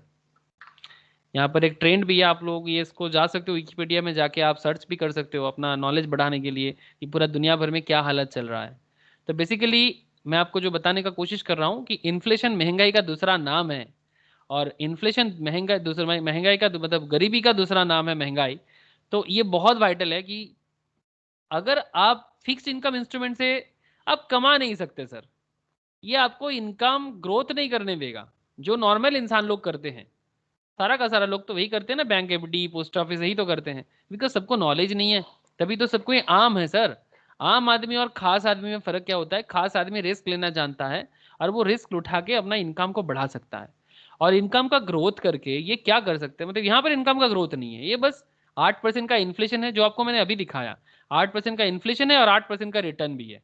तो अल्टीमेटली आपके पास अगर 100 रुपया था, तो बस आप 100 रुपया में हो इतने का खुशी मना लो।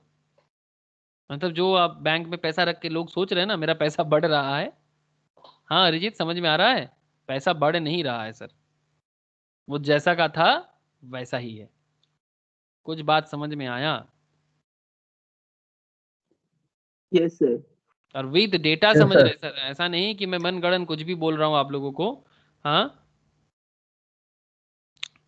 इसके ऊपर डिपेंड करता है। ये ऋषभ बुझते बातचीत रे, ये ছেলেটার কোনো আওয়াজ পাতি নেই কে জানে।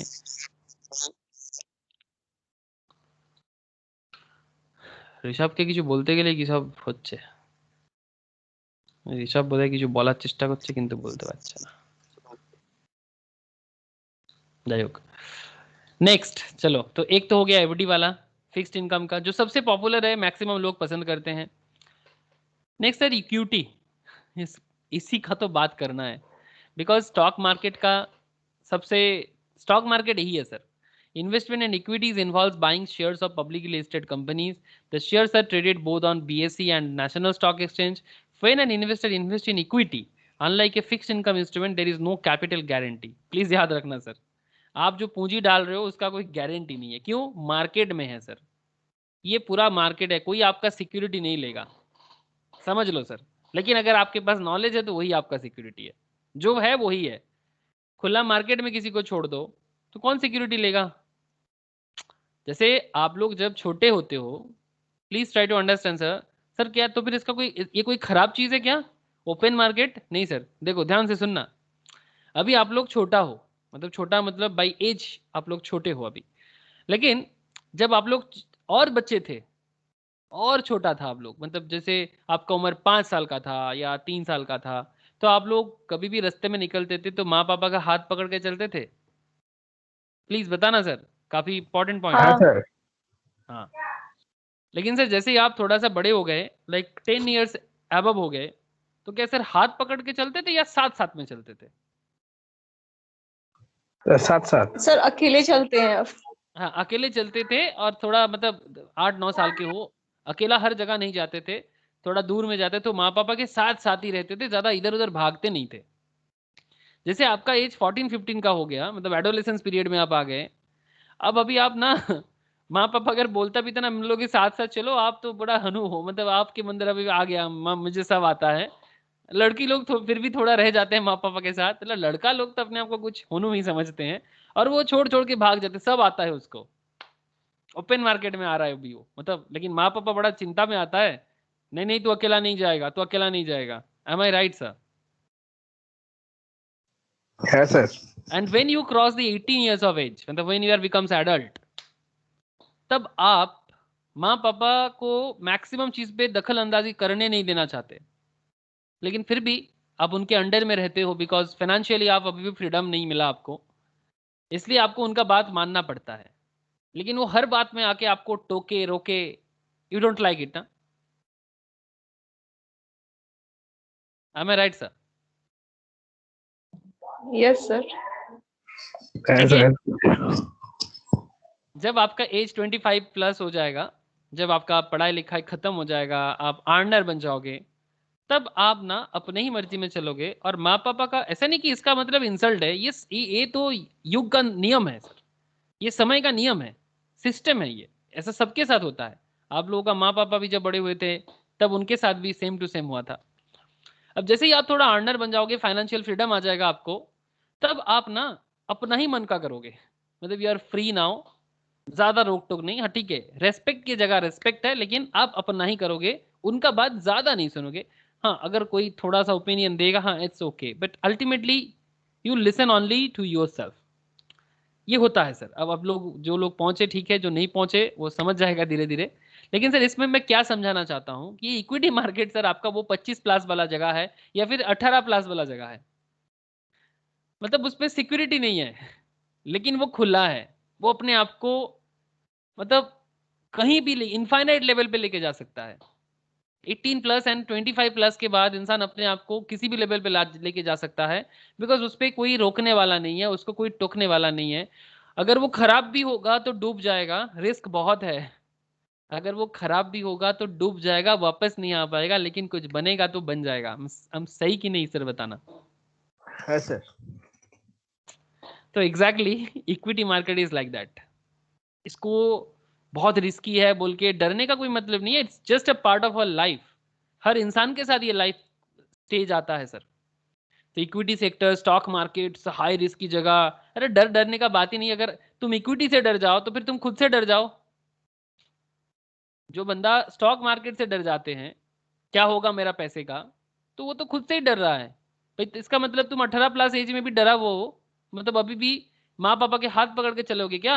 अभी खुद का डिसीजन खुद को लेना है। 25 के बाद तो आपको और बड़ा होना है और जिम्मेदारी लेना है, किसी का हाथ थामना है, लड़का लड़की दोनों के लिए बोल रहा हूँ, किसी के साथ आगे जाना है, या फिर ठीक है अपना जिंदगी अपने जैसा चलना है। रिस्पॉन्सिबिलिटीज भी आएगा, उसके साथ चलना पड़ेगा, निभाना पड़ेगा बहुत कुछ। There are lots of responsibilities. जैसे एज बढ़ता है ना सर, रिस्पॉन्सिबिलिटीज बढ़ता है। और रिस्पॉन्सिबिलिटीज मतलब great responsibilities comes with great power, ऐसा बोलते हैं ना सर। रिस्पॉन्सिबिलिटी के साथ ग्रेट पावर भी आता है आपके पास। तो ये है वो इक्विटी मार्केट जिसमें रिटर्न भी हाई है, नॉलेज भी हाई है। मतलब इस तरह से नहीं कि इसमें रिस्क है, आपका कैपिटल, हाँ कैपिटल गारंटी नहीं है। 18 के बाद आपका माँ पापा, 25 के बाद तो माँ पापा आपका बात बात में हाथ पकड़ने नहीं आएगा सर, कि बेटा अरिजीत ऐसा नहीं करते बेटा, नहीं बोलेगा सर। अगर बोलेगा भी ना, आपको अच्छा भी नहीं लगेगा।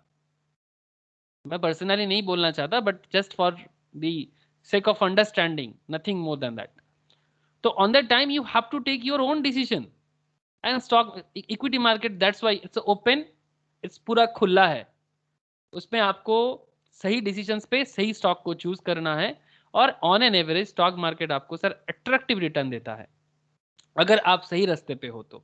मतलब सही स्टॉक चूज कर रहे हो, सही नॉलेज के साथ जा रहे हो, पढ़ाई प्रॉपरली कर रहे हो, कंपनी के बारे में अच्छे से फंडामेंटली जान रहे हो। इसमें 3 चीज होता है सर इक्विटी मार्केट में रिटर्न कमाने के लिए। एक तो स्टॉक मार्केट बेसिक्स, जो अभी हम लोग पढ़ाई कर रहे हैं।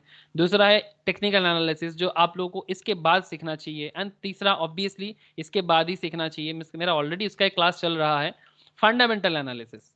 ओके, तो फंडामेंटल एनालिसिस में कंपनी का एनुअल रिपोर्ट को अंडरस्टैंड करना होता है। पीएल बैलेंस शीट जो आप लोग अभी से बनाते हो, उसका उसका डिटेल्स एनालिसिस करना होता है। ठीक है, फिर कंपनी पे इन्वेस्टमेंट करके अपना पैसा को ग्रो करना होता है। That is how fundamental level काम करता है। ट्रेडिंग जो लोग करते हैं उनके लिए चार्ट, ग्राफ, कैंडल स्टिक्स, मैं आपको सब आगे आगे दिखाऊंगा। ठीक है, डोंट वरी। ठीक है, जैसे आपको चलो एक बार एक झलक तो दिखाई देता हूँ मैं। स्टॉक मार्केट पढ़ोगे तो थोड़ा झलक तो दिखना चाहिए सीखने से पहले। क्या स्टॉक देखोगे सर? चलो एक अच्छा स्टॉक देख लेते हैं। क्या देखे रिलायंस, हाँ चलो रिलायंस की बात कर लेते हैं। ये तो लाइन चार्ट है, गूगल में है, मनी कंट्रोल में चलते हैं। ये देखो सर, मनी कंट्रोल में आपको यहाँ पर दिख रहा है sir, market, news, portfolio, commodity, mutual fund, इस पे नहीं चलते अभी। हाँ ये रिलायंस का शेयर कितना चल रहा है सर? 1933.70 एक शेयर का दाम चल रहा है। रिसेंट ट्रेंड में काफ़ी बदलाव भी आया है। आप यहाँ पर देख सकते हो, देखो सर ये कैंडल दिख रहा है, एडवांस चार्ट दिख रहा है सर, इसको कैंडल स्टिक कहते हैं सर। ये हर एक कैंडल का ना इसके अंदर काफ़ी अलग अलग टाइप ऑफ कैंडल है सर। ये देखो मैं बड़ा कर रहा हूँ, दिख रहा है सर? है सर। अभी थोड़ा सा मैं डेमो दे रहा हूँ आप लोगों को। ये अलग अलग कैंडल का अलग अलग नाम है। किसी का नाम मोरू बाजू है, किसी का नाम स्पिनिंग टॉप है, ठीक है, इस तरह का। किसी का नाम आपका क्या बोलते हैं सर, कुछ नाम अभी याद भी नहीं आ रहा है, थोड़ा बहुत याद आ रहा है। तो अलग अलग कैंडल्स फॉर्म होते हैं यहाँ पर। तो ये अलग अलग कैंडल का ना अलग अलग नाम होता है, उसका अलग अलग कैरेक्टर होता है, जो मैं टेक्निकल एनालिसिस क्लास में सिखाता हूँ, ठीक है। तो वो आपको सीखना पड़ेगा। ये कैंडल जब फॉर्म होता है ना, कैंडल फॉर्म होने के बाद जैसे ये इसका कोई सर नहीं है, तो जिसका सर पे कुछ नहीं होता उसको मोरू बाजू कहते हैं, काइंड ऑफ दैट, ठीक है। तो मैं बताऊंगा कि मोरू बाजू फॉर्म होने में क्या होता है, स्पिनिंग टॉप में क्या होता है, इवनिंग स्टार इस तरह का होता है, उसमें क्या होता है, ठीक है, अलग अलग, ठीक है। तो क्यों ये कैंडल स्टिक्स, तो इसमें कब बाई करना चाहिए, कब सेल करना चाहिए, ये ट्रेडिंग जो लोग करते हैं ना, पर डे ट्रेडिंग करता है उनके लिए ये, या फिर जो लोग इन्वेस्टमेंट करते हैं, कब निकलना चाहिए इन्वेस्टमेंट से, कब आना चाहिए इन्वेस्टमेंट में, उनके लिए इक्विटी में ये एडवांस लेवल ऑफ चार्ट्स जो है कैंडल स्टिक्स को सीखना पड़ता है, ठीक है। इसको टेक्निकल एनालिसिस कहते हैं। एंड फंडामेंटल एनालिसिस का मतलब होता है सर कंपनी का जो पीएल बैलेंस शीट को डिटेल्स में समझना, ठीक है। ये टेक्निकल था। जैसे यहाँ प्राइस वॉल्यूम जो है ये भी आपका बेसिक्स है। फिर आप इधर अगर देखो तो नीचे जितना आएंगे, सॉरी, हाँ ये सब फंडामेंटल है। ये देखो जैसे कि पियर्स मतलब, और इस तरह का और कंपनी क्या कर रहा है, अबाउट द कंपनी, ठीक है। ये सारा का सारा फंडामेंटल लेवल्स ऑफ मैटर है, ठीक है। तो वो बहुत बेहतर चीज़ें हैं जो धीरे धीरे आप लोगों को सीखना पड़ेगा, ठीक है। तो पहले तो बेसिक्स क्लियर कर लेते हैं सर। तो मैंने फंडामेंटल क्लास संडे संडे कर रहा हूँ, लेकिन अभी आप लोग जरूरी नहीं है, आप पहले बेसिक ठीक से सीख लो। तो सर इक्विटी का जो रिटर्न है सर, वो आपको equity have generated return close to 14% to 15% CAGR। CAGR मतलब sir compound annual growth rate. Calculation में आगे सिखाऊंगा आपको कि CAGR कैसे कैलकुलेट होता है। तो on an average stock market आपको 14 से 15% रिटर्न जनरेट करके देता है। समझ में कुछ आया सर? इससे भी काफ़ी ज़्यादा होता है। मैं आपको एक छोटा सा डेटा से समझा सकता हूँ। सर सेंसेक्स निफ्टी का नाम सुने हो? है सर। सेंसेक्स निफ्टी को अगर आप देखो तो सेंसेक्स में ना टॉप 30 कंपनी जो बॉम्बे स्टॉक एक्सचेंज में लिस्टेड होते हैं, इसलिए देखो नाम में लिखा हुआ है BSE सेंसेक्स, देख रहे हो? बॉम्बे स्टॉक एक्सचेंज में जो टॉप 30 कंपनीज होते हैं, देखो द 30 कंस्टिट्यूएंट, विकिपीडिया बता रहा है आपको, देखो the 30 constituent companies which are some of the largest and most actively traded stocks. इस 30 स्टॉक्स को मिला के बनता है ये। अब 30 स्टॉक्स मतलब हमेशा कांस्टेंट नहीं होता सर, ये चेंज भी होता है, ठीक है। तो ऐसे टॉप 30 भी होता है, टॉप 100 होता है, टॉप 500 भी होता है, ठीक है। वो सब तो धीरे धीरे आप लोग खुद ही समझ जाओगे। मैं जैसे धीरे धीरे आपका बेसिक स्ट्रांग हो जाएगा कि टॉप 500 क्या है, किस तरह से समझेंगे। लेकिन आपको मैं एक सेंसेस का एक डेटा दिखा रहा हूँ, आप ध्यान से देखना। मैं मैक्सिमम पे क्लिक कर रहा हूँ सर। आप देखो कि 2019 20 को देखेंगे, 19 को भी देख सकते हैं, जस्ट लुक हियर। अच्छा 19 नहीं, 2016 पे देखो सर कितना चल रहा था सेंसेक्स।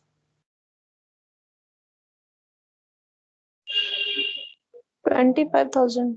25,000। अभी सेंसेक्स कितना चल रहा है सर?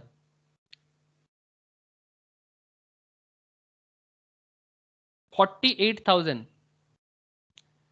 25,000 से 48,000 का पॉइंट में चेंजेस आया। कितना परसेंटेज का चेंजेस हो सकता है sir with in 3 years?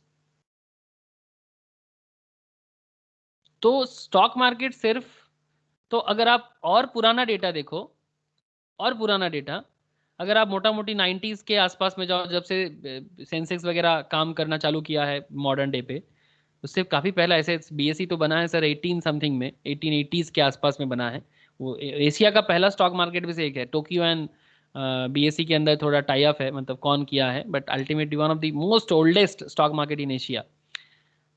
500 something में 90s, अगर आप 90s में देखो, 2000 में ही देख लो सर, 2000 में सेंसेक्स था 4764। तो जो टॉप 30 कंपनीज को उस टाइम पे चूज किया था, आप सोच सकते हो ना, वो आज को आज तो मतलब अरबपति है सर। मतलब अगर आप सच में फाइनेंशियली डेवलपमेंट देखो, अरबपति है। कहाँ 4000 का सेंसेक्स और आज कहाँ 48,000, कम से कम 12 गुण, 12 टाइम्स हायर में चल रहा है। समझ में आ रहा है सर? कितना साल में? 20 साल में 12 times. Can you imagine sir? हम लोग बोलते हैं 1 गुण, 2 गुण, 3 गुण, 12 गुण सर।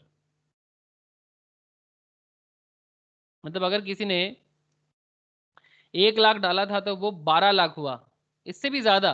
ये तो बस एक रफ आइडिया में दे रहा हूं।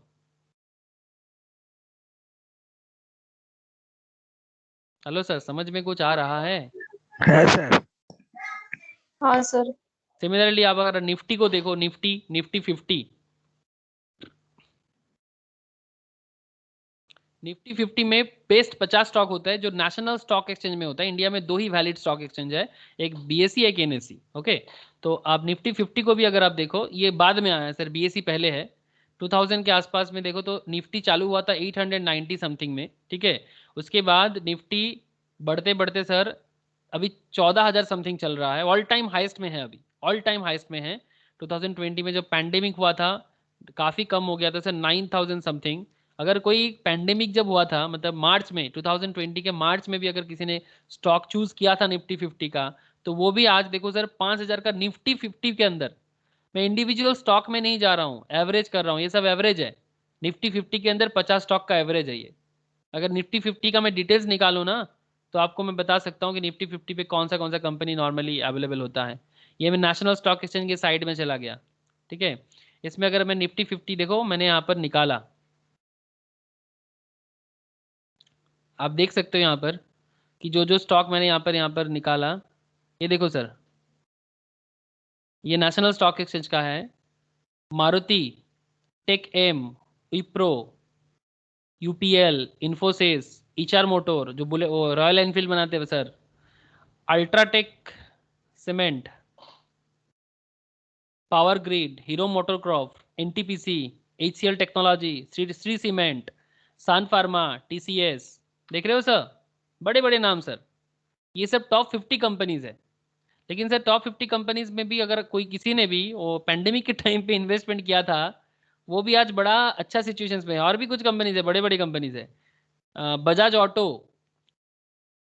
ओएनजीसी, कोल इंडिया, एसबीआई लाइफ, बीपीसीएल, मतलब भारत पेट्रोलियम कॉर्पोरेशन, बजाज फाइनेंस सर्विस, एशियन पेंट, इंडियन ऑयल, एचडीएफसी लाइफ, डॉक्टर रेड्डीज दवाई बनाता है। आपको कितना नॉलेज चाहिए, कौन सा कंपनी है, क्या काम करता है, किस तरह से रेवेन्यू जनरेट करता है, मतलब आप कितना नॉलेज चाहिए, आप समझ रहे हो? अकाउंट्स किस तरह से मेंटेन किया जा रहा है, अकाउंट्स का डिटेल्स क्या है, मैनेजमेंट में कौन है। समझ में आ रहा है या नहीं? है sir. Yes sir. Reliance, HDFC bank, Cipla, Hindustan Unilever, Nestle industry, Kotak bank, Grasim, Grasim कपड़ा बनाते हैं sir, Hindalco, IndusInd bank, Tata steel, Bharti Airtel, GAIL. GAIL मतलब सर, ये गेल का फुल फॉर्म है आपका, गेल का full form, sir gas authority India limited. हाँ very good sir, gas authority of India limited, ठीक है, gas authority of India limited. देख सकते हैं अब जितना डिटेल्स चाहिए आपको, सारा का सारा डिटेल्स साइट वगैरह में मिलता है। लेकिन सर डिटेल्स मिलना इंपॉर्टेंट नहीं है, उसको एनालाइज करना काफी इंपॉर्टेंट है। ये सब चीज सर फंडामेंटल एनालिसिस का पॉइंट है। ओके, तो आपको मैं 2-4 स्टॉक तो अभी बता सकता हूँ, जैसे कि मैंने क्लास में एक बार डिस्कस किया था just 2 months back, I think inky को याद हो सकता है सर, इंकी ने था उस टाइम पे क्लास में, ऋषभ था आई थिंक, मुझे जितना याद है। मैंने एक कंपनी बताया था, इंडिया, सॉरी लास्ट दिन मैं एलआईसी बोल रहा था, एलआईसी में भी अच्छा हुआ है, एलआईसी बोल रहे हैं, हाँ एलआईसी भी अच्छा, एलआईसी तो आया नहीं, I am sorry, ITC, ITC अच्छा हुआ है। एक कंपनी का एनालिसिस हुआ था, क्या नाम है, Adani green, Adani green and Adani power का भी मैंने किया था। अदानी ग्रीन, इसके बारे में सर बात हुआ था 6 मंथ्स नहीं सर, 3 मंथ्स बैक। देखो सर, आप देख सकते हो यहाँ पर, मतलब मैं बेसिकली स्टॉक मार्केट का रिटर्न के बारे में आपको कुछ आइडिया दे रहा हूँ, ठीक है, कि इक्विटी, स्टॉक मार्केट मतलब इक्विटी एरिया, इक्विटी का रिटर्न का एरिया बता रहा हूँ आपको। तो जस्ट अगर आप देखो यहाँ पर कि अदानी ग्रीन कितना चल रहा था 3 months back, not much sir, October में ही चलते हैं, अक्टूबर में, अक्टूबर में चल रहा है सर 720। मैं जब क्लास में एनालिसिस किया था कुछ 750 चल रहा था, ठीक है, मतलब अक्टूबर नवंबर के एंड पे, स्टार्टिंग पे कहाँ 755 747 चल रहा था, अभी चल रहा है 1014। और मजा का बात है सर, एनालाइज करने के 1 वीक के अंदर 755 से 855, विद इन 1 वीक 100 रुपीज पर शेयर, और विद इन 3 मंथ्स 300 रुपीज पर शेयर। मतलब अगर किसी ने 1000 शेयर भी खरीदा तो 1000 शेयर 300 करके कितना होता है आप काउंट कर लो, ठीक है, वो भी 3 महीने के अंदर हुआ है। और प्रॉपर एनालिसिस था कि क्यों ग्रोथ होगा, उसका पूरा एनालिसिस किया था हम लोगों ने, फंडामेंटल एनालिसिस करते हुए। उस टाइम पे मैं बेसिक एंड फंडामेंटल का कॉम्बो कर रहा था, क्योंकि काफ़ी सीनियर लोग थे, तो इसलिए मैं बेसिक एंड फंडामेंटल का एक कॉम्बिनेशन आप लोगों के लिए भी रखूंगा, डोंट वरी। लेकिन फंडामेंटल के अलग ही एक लेवल होता है। तो सर बताओ सर, समझ में आ रहा है इक्विटी क्या है? Yes sir. आपको मैं और एक स्टॉक भी दिखा सकता हूँ, एमआरएफ टायर, काफी सारा है, मतलब इतना मतलब एक जन 8,000 स्टॉक है, 7-8 हज़ार, इतना सारा स्टॉक में से एक दो को बता रहा हूँ। लेकिन इतना सारा स्टॉक को कैलकुलेट करना, एनालाइज करना एक क्लास में इम्पॉसिबल है। एक क्लास क्यों, मतलब अगर मैं 500 क्लास में ले लूँ तो भी पूरा नहीं कर सकता। एमआरएफ का एक शेयर का दाम, अगर आप 2000 के आसपास, 2002 2008 में ही ले लो सर, 2008 में ही अगर आप 7,000 में लेते तो एक शेयर का दाम था 7,000, अभी एक शेयर का दाम चल रहा है 81,000। अब बात क्या है कि सर किस टाइम पे लेना चाहिए, कब नहीं लेना चाहिए, कब खरीदना चाहिए, that is the right decision situation, जो आपको स्टॉक मार्केट सीखते हुए समझ में आएगा। समझ में कुछ आ रहा है सर? है सर। कॉम्पिटिटर है सीएट टायर, एमआरएफ का, ये भी कुछ कम नहीं है सर। सीएट टायर का अभी चल रहा है 1200, इसका एक शेयर का दाम 2007 में था 150 रुपया, 150 रुपीज ओनली। 2014 में था 114, कभी कम हो गया था। अगर कोई 14-15 में भी लिया है तो भी सर देखो 1200 का मतलब कहाँ 100 रुपीज का शेयर अभी 1200 में चल रहा है, विद इन 5 to 6 ईयर। तो proper knowledge with proper patience, stock market आपको बहुत रिटर्न दे सकता है, बहुत रिटर्न दे सकता है। बस हाँ, सही टाइमिंग, जैसे क्रिकेट में एक वर्ड होता है सर, टाइम। अगर आप सही टाइम पे बैट को नहीं बढ़ाते हो तो निक लगता है और एज लग के कैच होता है। ओके, तो एग्जैक्टली अगर सही टाइम पे बैट पे नहीं लगा तो 4 भी नहीं होता। और थोड़ा बहुत लोगे तो टुकुर टुकुर खेलोगे लाइक एफडी, लेकिन सही टाइम पे करोगे तो एकदम 4 या छक्का मारोगे। तो सही टाइम का इंतजार करके अगर इन्वेस्टमेंट होता है ना सर, 4 चांद लग जाता है। तो आई होप आप समझ रहे हो। और CAGR वगैरह कैलकुलेट कैसे होता है, I will discuss in the latter chapter, don't worry, सब कुछ बताऊंगा सर। अब एक बात आता है रियल एस्टेट का। Real estate investment involves transacting, buying and selling commercial and non commercial land. इसके बारे में आप लोग जानते हो, जमीन का जो खरीदना बेचना का जो काम होता है। Typical examples would include transacting in sites, apartments, commercial buildings. There are 2 source of income from real estate investment. एक होता है रेंटल इनकम, मतलब घर पे लैंड या फ्लैट खरीद के उसको भाड़े पे लगा दो। And capital appreciation of the investment, मतलब 5 साल बाद जब लैंड का वैल्यू बढ़ जाएगा, तो क्योंकि लैंड एक ऐसा चीज जिसका डिप्रिसिएशन नहीं होता, एप्रिसिएशन होता है, एक्सेप्ट कुछ नेचुरल प्रॉब्लम के कारण। ठीक है, कहीं पर भूत आ गया तो उस लैंड का एप्रिसिएशन नहीं डिप्रिसिएशन होता है। तो ऑफ दैट, कहीं पर अर्थक्वेक के कारण लैंड खराब हो गया या फिर उस एरिया में गड्ढा हो गया, ठीक है, जैसे अगर आप आसनसोल में देखो, आसनसोल रानीगंज एरिया में जहाँ पर पूरा का पूरा कोल माइंस के कारण जो नीचे वाला हिस्सा है जो काफ़ी प्रॉब्लमेटिक में है, तो वहाँ पर लैंड तो है लेकिन लैंड को ही खरीदना नहीं चाहता। ऐसा काफ़ी जगह है रानीगंज आसनसोल के साइड्स में। तो वहाँ पर प्रॉब्लम यही है कि वो लैंड एरिया काफ़ी प्रॉब्लम है, कोई घर नहीं बनाना चाहता या समथिंग लाइक दैट। तो वो एप्रिशिएशन का कारण होगा, ठीक है। तो ऐसा ऐसा कोई रीज़न हो सकता है।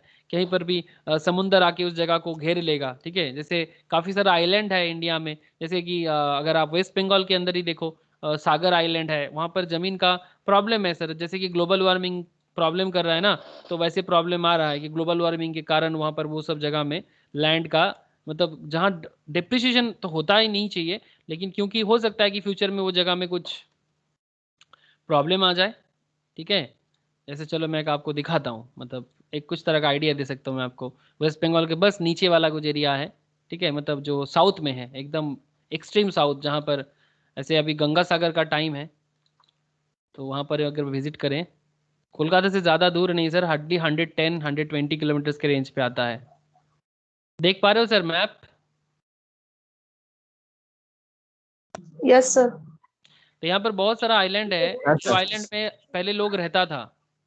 ये सुंदरबन एरिया में ही आता है, पहले लोग रहता था, अभी लोग रहना पसंद नहीं कर रहा है क्योंकि वो डूब रहा है।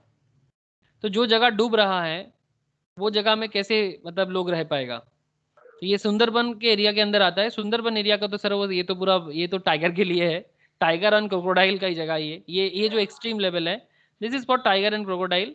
एंड इसके अलावा जो आसपास का एरिया है यहाँ पर लोग रहते हैं, Basanti, Gosaba, these are the places जहाँ लोग रहते हैं। लेकिन यहाँ पर भी लोग रहते हैं सर। ये जो जैसे इस बार जो ये हुआ ना सर आम्फान, मेरा एक स्टूडेंट है यहाँ से सागर आइलैंड से, ठीक है, ये सागर द्वीप है, यहाँ से मेरा एक स्टूडेंट है, एक दो स्टूडेंट है यहाँ से। यहाँ पर बहुत प्रॉब्लम हुआ, ठीक है, जो एकदम इस यहाँ पर आके गंगा नदी समुद्र में मतलब एंट्री ले रहा है, इसीलिए यहाँ यहीं पर होता है गंगा सागर का मेला, ठीक है। तो यहाँ पर और एक द्वीप है बॉकखाली, सर इसका नाम बॉकखाली क्यों है जानते हो? ये देखो सर, अगर आप थोड़ा सा ख्याल करो तो इसका जो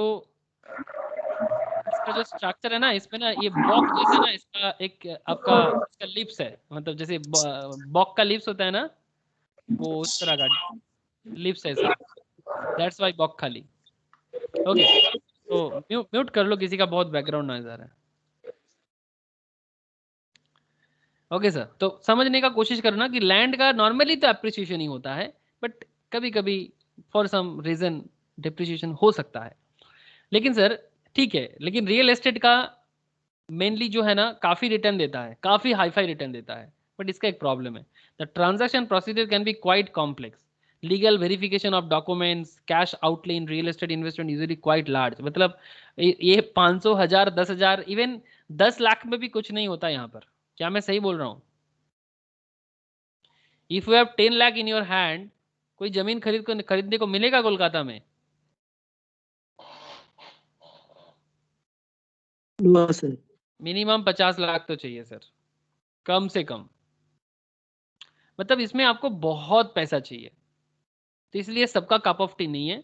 और पॉलिटिकल प्रॉब्लम आप लोग जानते हो क्या प्रॉब्लम है जमीन का कारोबार करने से, तो ये सबका बस का बात नहीं है। तो इसलिए रियल एस्टेट को तो साइड में ही रखते हैं। लेकिन हाँ, अगर आप बाद में कभी बहुत हाई फाई रिच बन जाते हो और आपको जमीन का कारोबार में काफी मजा आता है, कर सकते हो। और एक चीज, there is no official metric to measure the return generated by real estate. अब मुंबई का जमीन और कलकत्ता का जमीन का भाव सेम नहीं है, दिल्ली का जमीन का भाव सेम नहीं है, बैंगलोर का जमीन का भाव सेम नहीं है, हर जगह का अपना अपना कीमत है। तो कोई स्टैंडर्डाइज रेट नहीं है। लेकिन स्टॉक मार्केट अगर जहां पर भी है पूरा भारत में या पूरा वर्ल्ड में, जो भी स्टॉक का दाम चल रहा है वो एक स्टैंडर्ड रेट है। बैंक एफडी स्टैंडर्ड है, गोल्ड का रेट स्टैंडर्ड है। लेकिन जमीन का भाव इंडिया में अलग अलग जगह में अलग अलग रेट है। पटना में अलग रेट, कोलकाता में अलग रेट, मुंबई में अलग रेट, पूना में अलग रेट, हैदराबाद अलग। समझ में आ रहा है? Yes sir. तो लैंड का जो दाम है उसका कोई स्टैंडर्डाइज सिस्टम नहीं है, ये एक प्रॉब्लम है इसका। Okay, and generated by real estate hence it would be hard to comment on this. तो इसमें कितना रिटर्न आता है ये कमेंट करना बहुत मुश्किल हो जाएगा, क्योंकि इसका कोई स्टैंडर्डाइज नहीं है। आप लोकल मार्केट वाइज बता सकते हो कि हाँ मैंने भाई कोलकाता में बैरकपुर एरिया में या लेक टाउन एरिया में या सॉल्ट लेक में मैंने एक फ्लैट खरीदा था 2000 साल में 20 लाख में, और अभी मैं 2020 में उसको क्या कर दिया, उसको मैं 40 लाख में बेचा।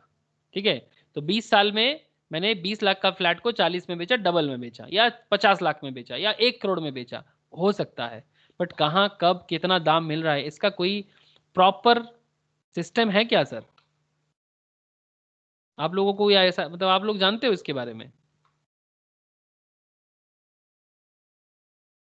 ए अरिजीत, समझ में आ रहा है कि नहीं आ रहा है?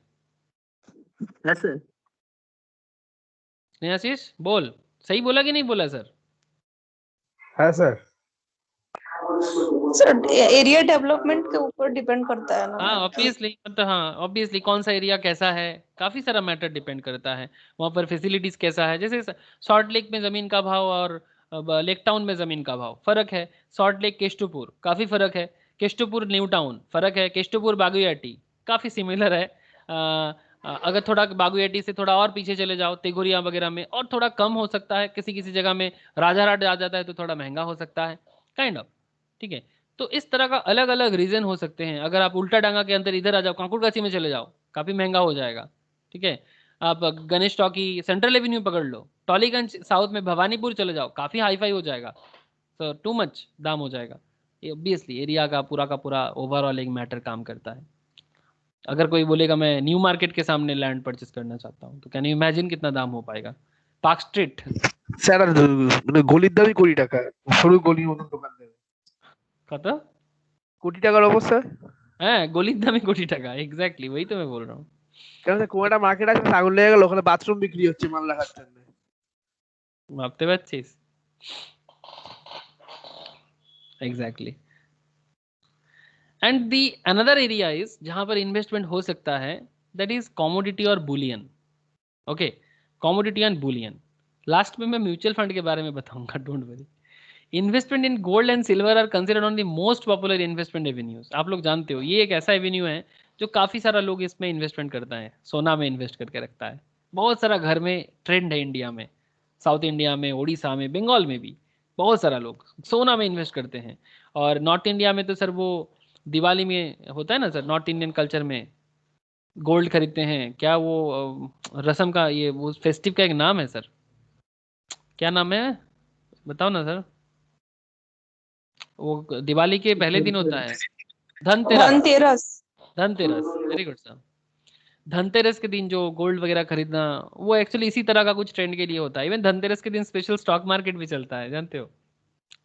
वो शुभ मुहूर्त माना जाता है, शाम को होता है, एक एक्सेप्शनल, याद रखना 6 बजे के आसपास होता है, 1 घंटा का होता है। ठीक है, अगर मतलब जो लोग इन कुछ खरीदना चाहता है ना, मतलब शुभ मुहूर्त बोला जाता है उसको। तो ठीक है, कॉमोडिटी बुलियन में अगर मैं बात करूं तो सोना में इन्वेस्ट वगैरह करके आपको कितना रिटर्न आ जाता है? Approximately 8% over the last 20 years देखा गया है सर, पूरा हिसाब है इसका। लास्ट 20 साल में एवरेज रिटर्न कॉमोडिटी मार्केट से 8%, मतलब 100 रुपया इन्वेस्ट करने से 8 रुपया annually. Choose to invest in the form of jewellery और एक्सचेंज ट्रेडेड फंड्स। ये भी एक फंड है सर, एक्सचेंज ट्रेडेड फंड, जो म्यूचुअल फंड का ही एक रूप है। ठीक है, म्यूचुअल फंड का ही एक रूप है एक्सचेंज ट्रेडेड फंड, मैं आपको आगे बताता हूँ। ठीक है, म्यूचुअल फंड, ठीक है, तो exchange traded fund mutual fund जैसा ही एक कॉन्सेप्ट है। तो इस तरह से लोग सोना वगैरह में इन्वेस्ट करते हैं आजकल, डायरेक्ट इन्वेस्ट नहीं करता, वर्चुअल भी इन्वेस्ट कर सकते हो आप, जो मतलब सोना में, ऐसा नहीं कि घर में सोना लाना ही पड़ेगा, घर में सोना ना लाके भी आप सोना में इन्वेस्ट कर सकते हो वर्चुअली। मैं दिखाऊंगा अभी, रुको। Going back to our initial example of investing the surplus cash, it would be interesting to see how much one would have to save by the end of 20 years, considering he has the option of investing in any one fixed income, equity, bullion. By investing on fixed income on an average of 9% per annum, the corpus would be 3.3 crore. अगर कोई fixed investment करता तो उसके पास जो amount होता, जो हम लोग 1.7 करोड़ विदाउट इन्वेस्टमेंट में हुआ था, एग्जाम्पल याद है सर? इन्वेस्टमेंट ना करके 1.7 करोड़ 20 साल बाद, मतलब 2040-42 में 12% रेट में इन्वेस्ट जब हम लोगों ने किया था तो 4.26 करोड़। और अगर जो इन जनरल लोग जो इन्वेस्ट जिस तरह का करते हैं 9% या 8%, मतलब अगर गोल्ड वगैरह में करो तो 9% हार्डली, तो 3.3 करोड़ का कॉर्पस आपके पास आएगा। सर कॉर्पस का मतलब sir capital, corpus means capital. तो आप समझ ही सकते हो कि थोड़ा बहुत इन्वेस्टमेंट में अल्टीमेटली आप क्या कर सकते हो, महंगाई को बीट नहीं कर सकते, एटलीस्ट महंगाई के साथ चल सकते हो। You can't beat the inflation, but you can go with the inflation. Is it right, sir? Inflation से थोड़ा सा आगे, माइनर। हाँ, सोना में आप बोल सकते हो, मतलब वो करंट के हिसाब से, अगर आप गोल्ड वगैरह में करते हो तो इन्फ्लेशन से थोड़ा आगे रह सकते हो, थोड़ा, हार्डली 1%। और बैंक एफडी वगैरह करोगे तो इन्फ्लेशन के पीछे ही मैक्सिमम टाइम पे रह जाते हो। मैक्सिमम टाइम पे वही होता है सर, बैंक एफडी वगैरह से इन्फ्लेशन के पीछे ही रह जाता है इंसान, बीट नहीं कर पाता। सोना में हार्डली बीट कर सकते हो, हार्डली, जो देखा जाता है। अब देखो सर, जो हेलो, कोई कुछ बोल रहे हो क्या?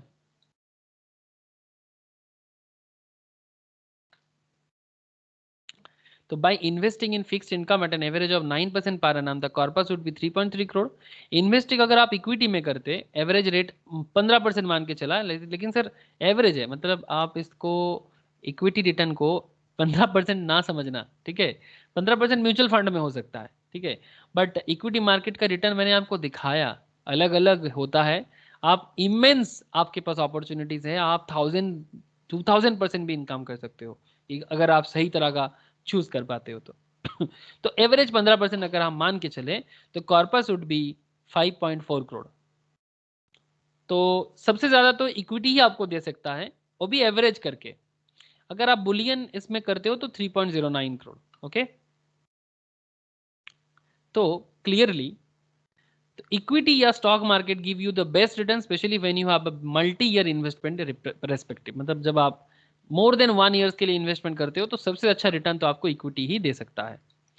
तो ये तो सर तय है, तो प्रूफ है, तो इसमें कोई झगड़ा करके भी कोई फायदा नहीं है।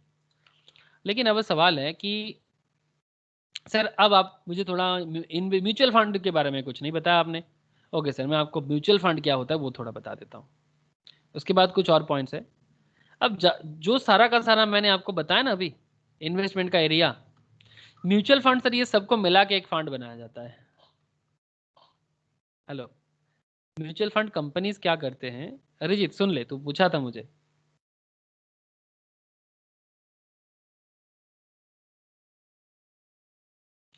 म्यूचुअल फंड मतलब mixed of this all kind of funds. जैसे कि कुछ कंपनी के बारे में मैं नाम आपको बता सकता हूँ। जैसे एक कंपनी है सर पराग पारिक, काफ़ी फेमस कंपनी है। मोतीलाल ओसवाल, वो भी म्यूचुअल फंड में काफ़ी फेमस एसेट मैनेजमेंट कंपनी कहा जाता है इन लोगों को। नाम सुने हो सर ऐसा?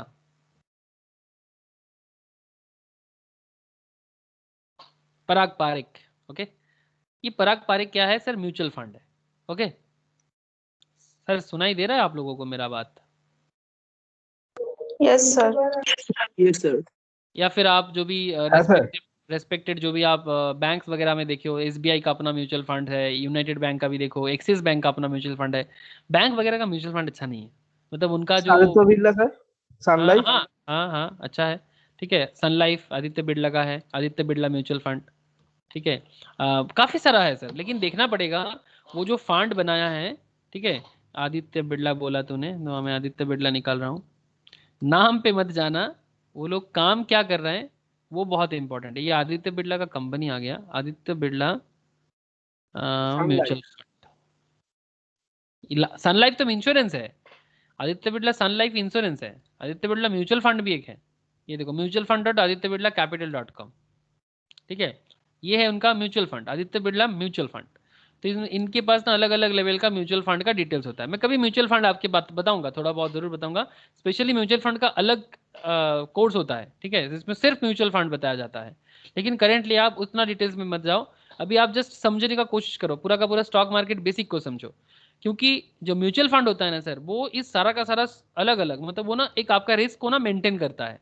जैसे वो आपसे फंड लेता है, जैसे Aditya Birla, SBI mutual fund, जो नाम आपके सामने मैं अभी यूज कर रहा हूँ, सपोज आपने उनको 1 लाख रुपया दिया, वो क्या करेगा, आपका इस 1 लाख को सब जगह में थोड़ा बहुत, थोड़ा सा एफडी वगैरह में, थोड़ा सा इक्विटी में, थोड़ा सा रियल एस्टेट में, थोड़ा सा कमोडिटी में। रियल एस्टेट में करता नहीं है, ठीक है कौन फंसाएगा सर, लेकिन कोई कोई फंसा देता है तो मरता भी है, मुश्किल है, क्योंकि इसका कोई खबर नहीं होता। थोड़ा कमोडिटी में, थोड़ा गवर्नमेंट बॉन्ड में, ठीक है, सरकारी बॉन्ड भी तो है। तो वो ये सब जगह में तो थोड़ा सा सिक्योर्ड, थोड़ा सा अनसिक्योर्ड, इक्विटी थोड़ा अनसिक्योर्ड एरिया, तो फिर आपको वो बताता है कि आपको वो 12% से लेके 13% रिटर्न तो देगा, ऐसा करके करके आपको वादा करता है। ठीक है, मतलब बैंक से ज़्यादा, बैंक आपको 8% दे रहा है, तो चलो बैंक से अगर 5% ज़्यादा या 4% ज़्यादा मिलेगा तो भी आप सोचते हो फिर अच्छा है सर, है ना। लेकिन वो इक्विटी में जो इन्वेस्ट करते हैं ना वो कमाता अच्छा खासा है, वो तो रिटर्न खुद 50% के आसपास रिटर्न कमा लेता है, मोर देन दैट, बिकॉज उनके पास स्टॉक मार्केट का पूरा मास्टर दिमाग वाला लोग बैठा हुआ है। जैसे कि आप लोग पढ़ाई कर रहे हो ना, तो आप लोग भी आगे जाके कंपनीज के लिए काम कर सकते हो, सीए बन रहे हो, सीएमए बन रहे हो, साथ में स्टॉक मार्केट प्रोफेशनल बन रहे हो, तो आदित्य बिरला म्यूचुअल फंड में आप एक एनालिस्ट की तरह रह सकते हो, आप डीएसपी ब्लैक रॉक में एक एनालिस्ट की तरह रह सकते हो, एसबीआई म्यूचुअल फंड के एक एनालिस्ट की तरह रह सकते हो। तो तब आप लोग क्या करते हो ना, तो उसमें प्लान करते हो कि भाई रिटर्न अच्छा खासा, तो कंपनी 50% 60% रिटर्न कमाता है और जो क्लाइंट है उनको 12-13% दे देता है। समझ में आ रहा है कि नहीं आ रहा है? 60% पे से अगर आप 12% दे देते हो तो बाकी 48% तो कंपनी का हो गया ना। तो इस तरह से एसेट मैनेजमेंट कंपनी, जो म्यूचुअल फंड कंपनीज होते हैं ना, वो कमाते। क्लियर है कि नहीं है? Yes sir. है सर। अरिजीत बुझते पारले কিছু?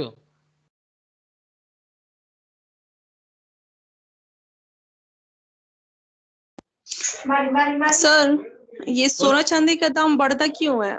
सोना चांदी का दाम बढ़ता क्यों है? बहुत हाँ। टफ पूछ लिया तुमने। सोना चांदी का दाम बढ़ने के पीछे इंटरनेशनल मार्केट का मैटर होता है।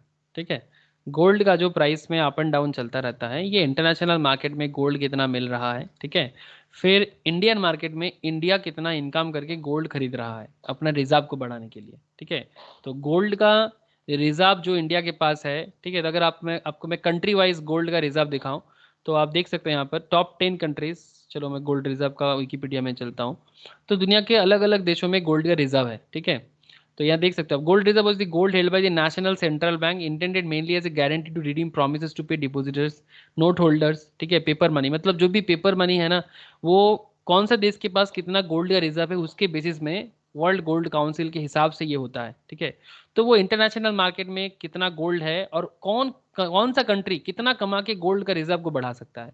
सबसे ज्यादा गोल्ड का होल्डिंग्स है sir, 78% gold shares of forex reserve United states के पास। देखो सर, अब यहाँ पर मेट्रिक टन पे देख सकते हो 8133 टन का गोल्ड रिजर्व यूएस के पास है, जर्मन के पास 3362, इटली इंटरनेशनल मॉनेटरी फंड के पास भी है, वो एक संस्था है सर, इटली के पास है, इंडिया के पास, चाइना के पास भी काफ़ी है, चाइना के पास 1948 का 3.3% का। ओके, इंडिया के पास 672.9 मेट्रिक टन है, काफ़ी कम, लेकिन फिर भी वर्ल्ड में 9 पोजीशंस में इंडिया आता है। ठीक है, तो और इंडिया में जितना गोल्ड एंड फॉरेक्स रिजर्व जो है उसका करीब 6.6% सिर्फ गोल्ड है। ठीक है, इस तरह से वर्ल्ड का टॉप 30 नेशंस जो है जिसके पास गोल्ड रिजर्व्स का एक पूरा डेटा मैंने आपको शो किया। तो ये इंटरनेशनल मार्केट में किस तरह से गोल्ड कितना अवेलेबल है, कितना मिल रहा है माइन से, सारा का सारा चीज डिपेंड करे। गोल्ड एक मेटल ही तो है सर,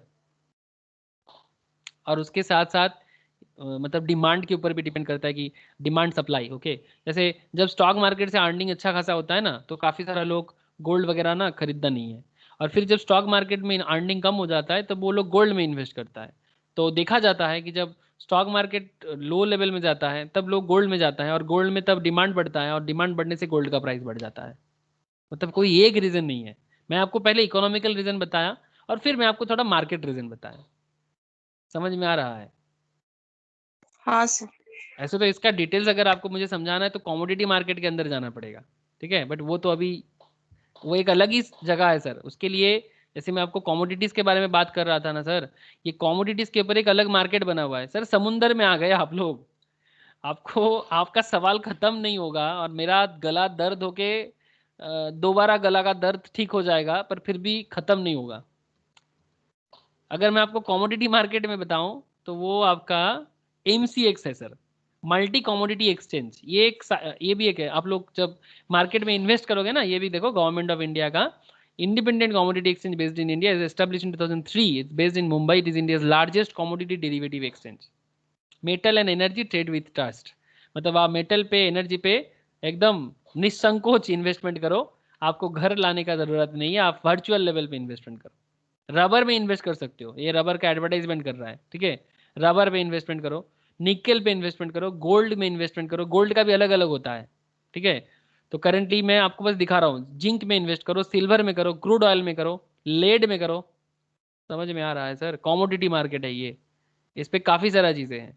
तो उसके ऊपर अलग से NISM का पढ़ाई भी होता है। अगर किसी को कॉमोडिटी में दिलचस्पी आ जाए तो वो कॉमोडिटी मार्केट में पूरा डिटेल्स पढ़ाई करके इस मार्केट के साथ भी अपने आप को जोड़ सकता है।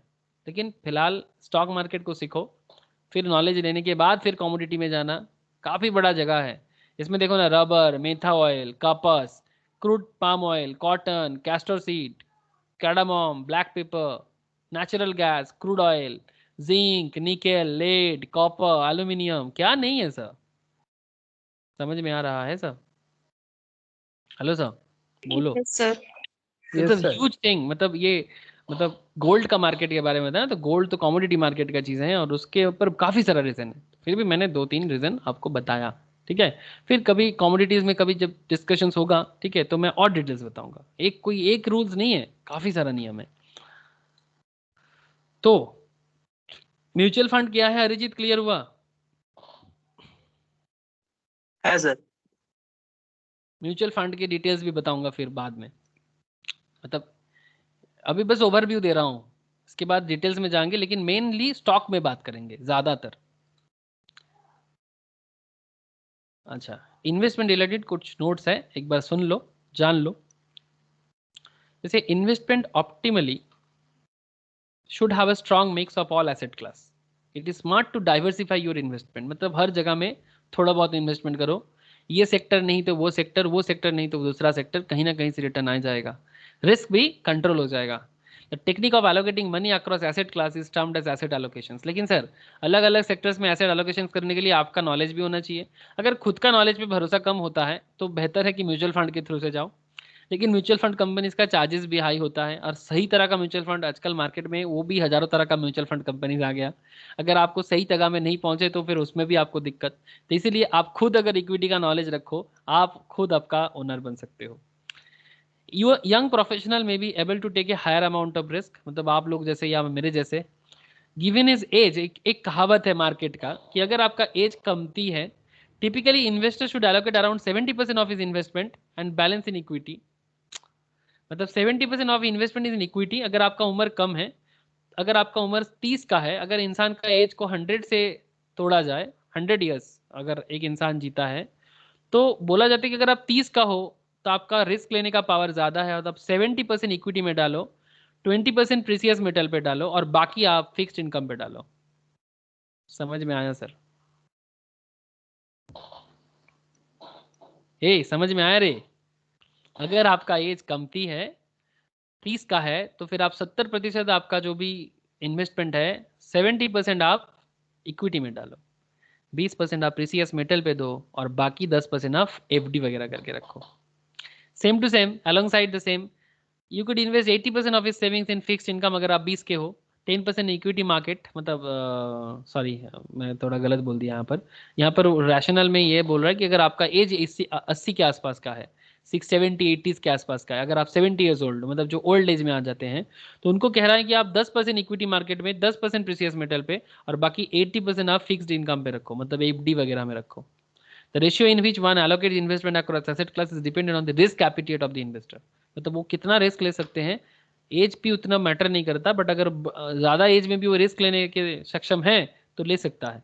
बट एक इन जनरल कहावत है कि अगर आप 30 के हो तो 70% आप इक्विटी में डाल दो, 10%, 20% आप 20% प्रीसियस मेटल्स पे, 10% FD में, और इफ़ योर एज 70s के आसपास है या 80s के आसपास, तो आप वहाँ से उल्टा करो जस्ट उसका। समझ में आया सर?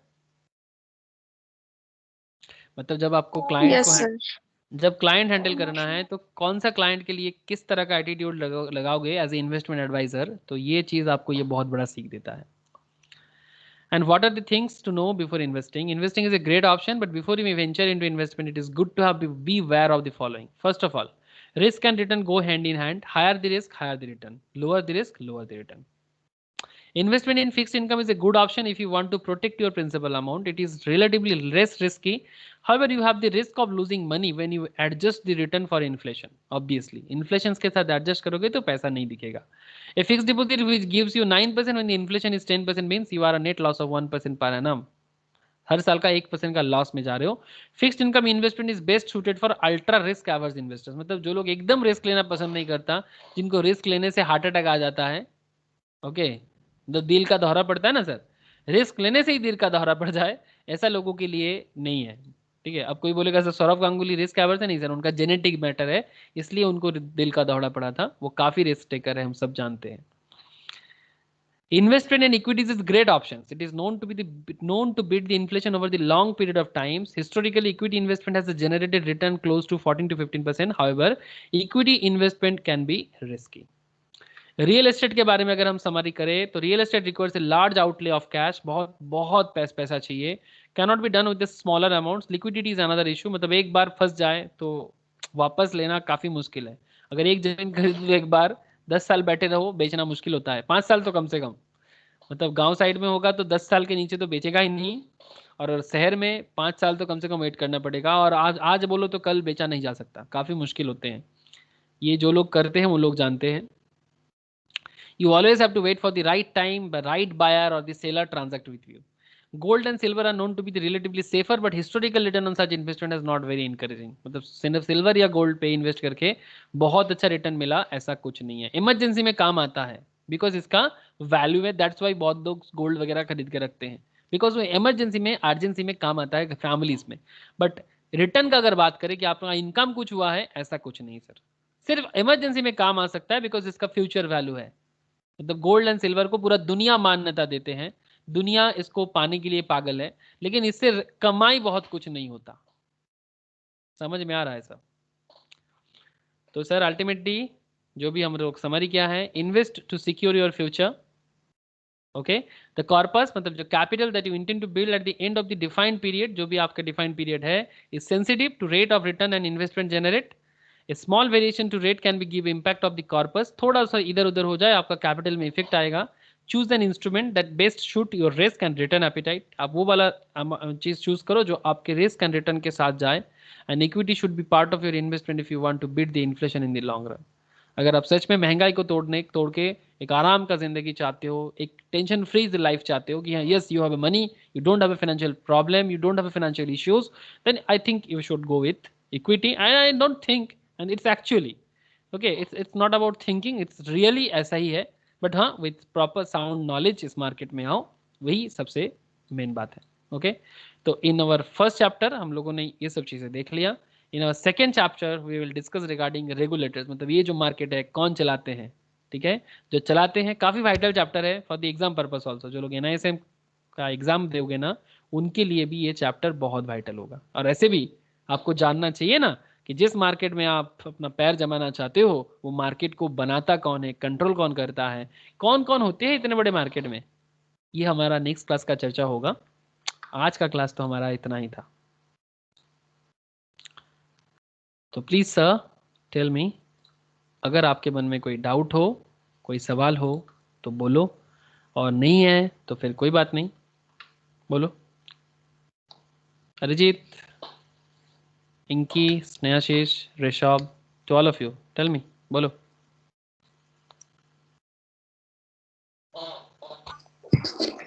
Clear है sir. Rishab, Arijit, Snehashish বোঝা গেছে ক্লাস? হ্যাঁ স্যার ভালো বুঝেছি. हाँ सर. ओके, अब क्या करना है, घर में नोट्स तो मैंने दे दिया. जिन लोगों का लास्ट क्लास मिस हुआ है वो प्लीज मुझसे ले लेना. एक बार मुझे पिन कर दो सर, लास्ट क्लास मतलब लास्ट वीक का क्लास मैं प्रोवाइड कर देता हूँ. और प्लीज़ घर में अच्छे से एक बार पढ़ो. नोट्स तो मैंने प्रोवाइड कर ही दिया. ठीक है, जितना करा रहा हूँ उतना करते जाओ. ओके, ज़्यादा चिंता का कोई विषय नहीं है. सीखो, इसको पेशेंस के साथ सीखना बहुत ज़रूरी है. ठीक है, 1-2 साल में काफ़ी मास्टर बन जाओगे. आप लोग जानते हो ग्रुप में. हाँ बोलो স্যার বলছো কি বুকটার নামটা বলছিলেন আপনি, একটু লিখে দেন হোয়াটসঅ্যাপে. NISM এর? হ্যাঁ আচ্ছা, আমি পাঠিয়ে দিচ্ছি. নাহলে স্নেহাশিসের সঙ্গে কথা হয় তো, স্নেহাশিস ওকে একটু পাঠিয়ে দেন আরে, যে বইটা বলেছিলাম. আচ্ছা স্যার পাঠিয়ে দিচ্ছি. ঠিক আছে. ठीक है सर शेयर बोल. मार्केट में कब तक ये इन्वेस्ट कर पाएंगे हम लोग 2 महीना और 2 महीना में? और 2 मंथ्स बाद करना। 2 मंथ्स क्या, 1 महीने बाद भी हो ओके सकता है, बट 2 मंथ्स बाद आराम से इन्वेस्टमेंट में आ जाओगे। ओके ओके सर, ओके ठीक है, चलो ठीक है sir, bye sir. Bye bye sir. Bye. Bye.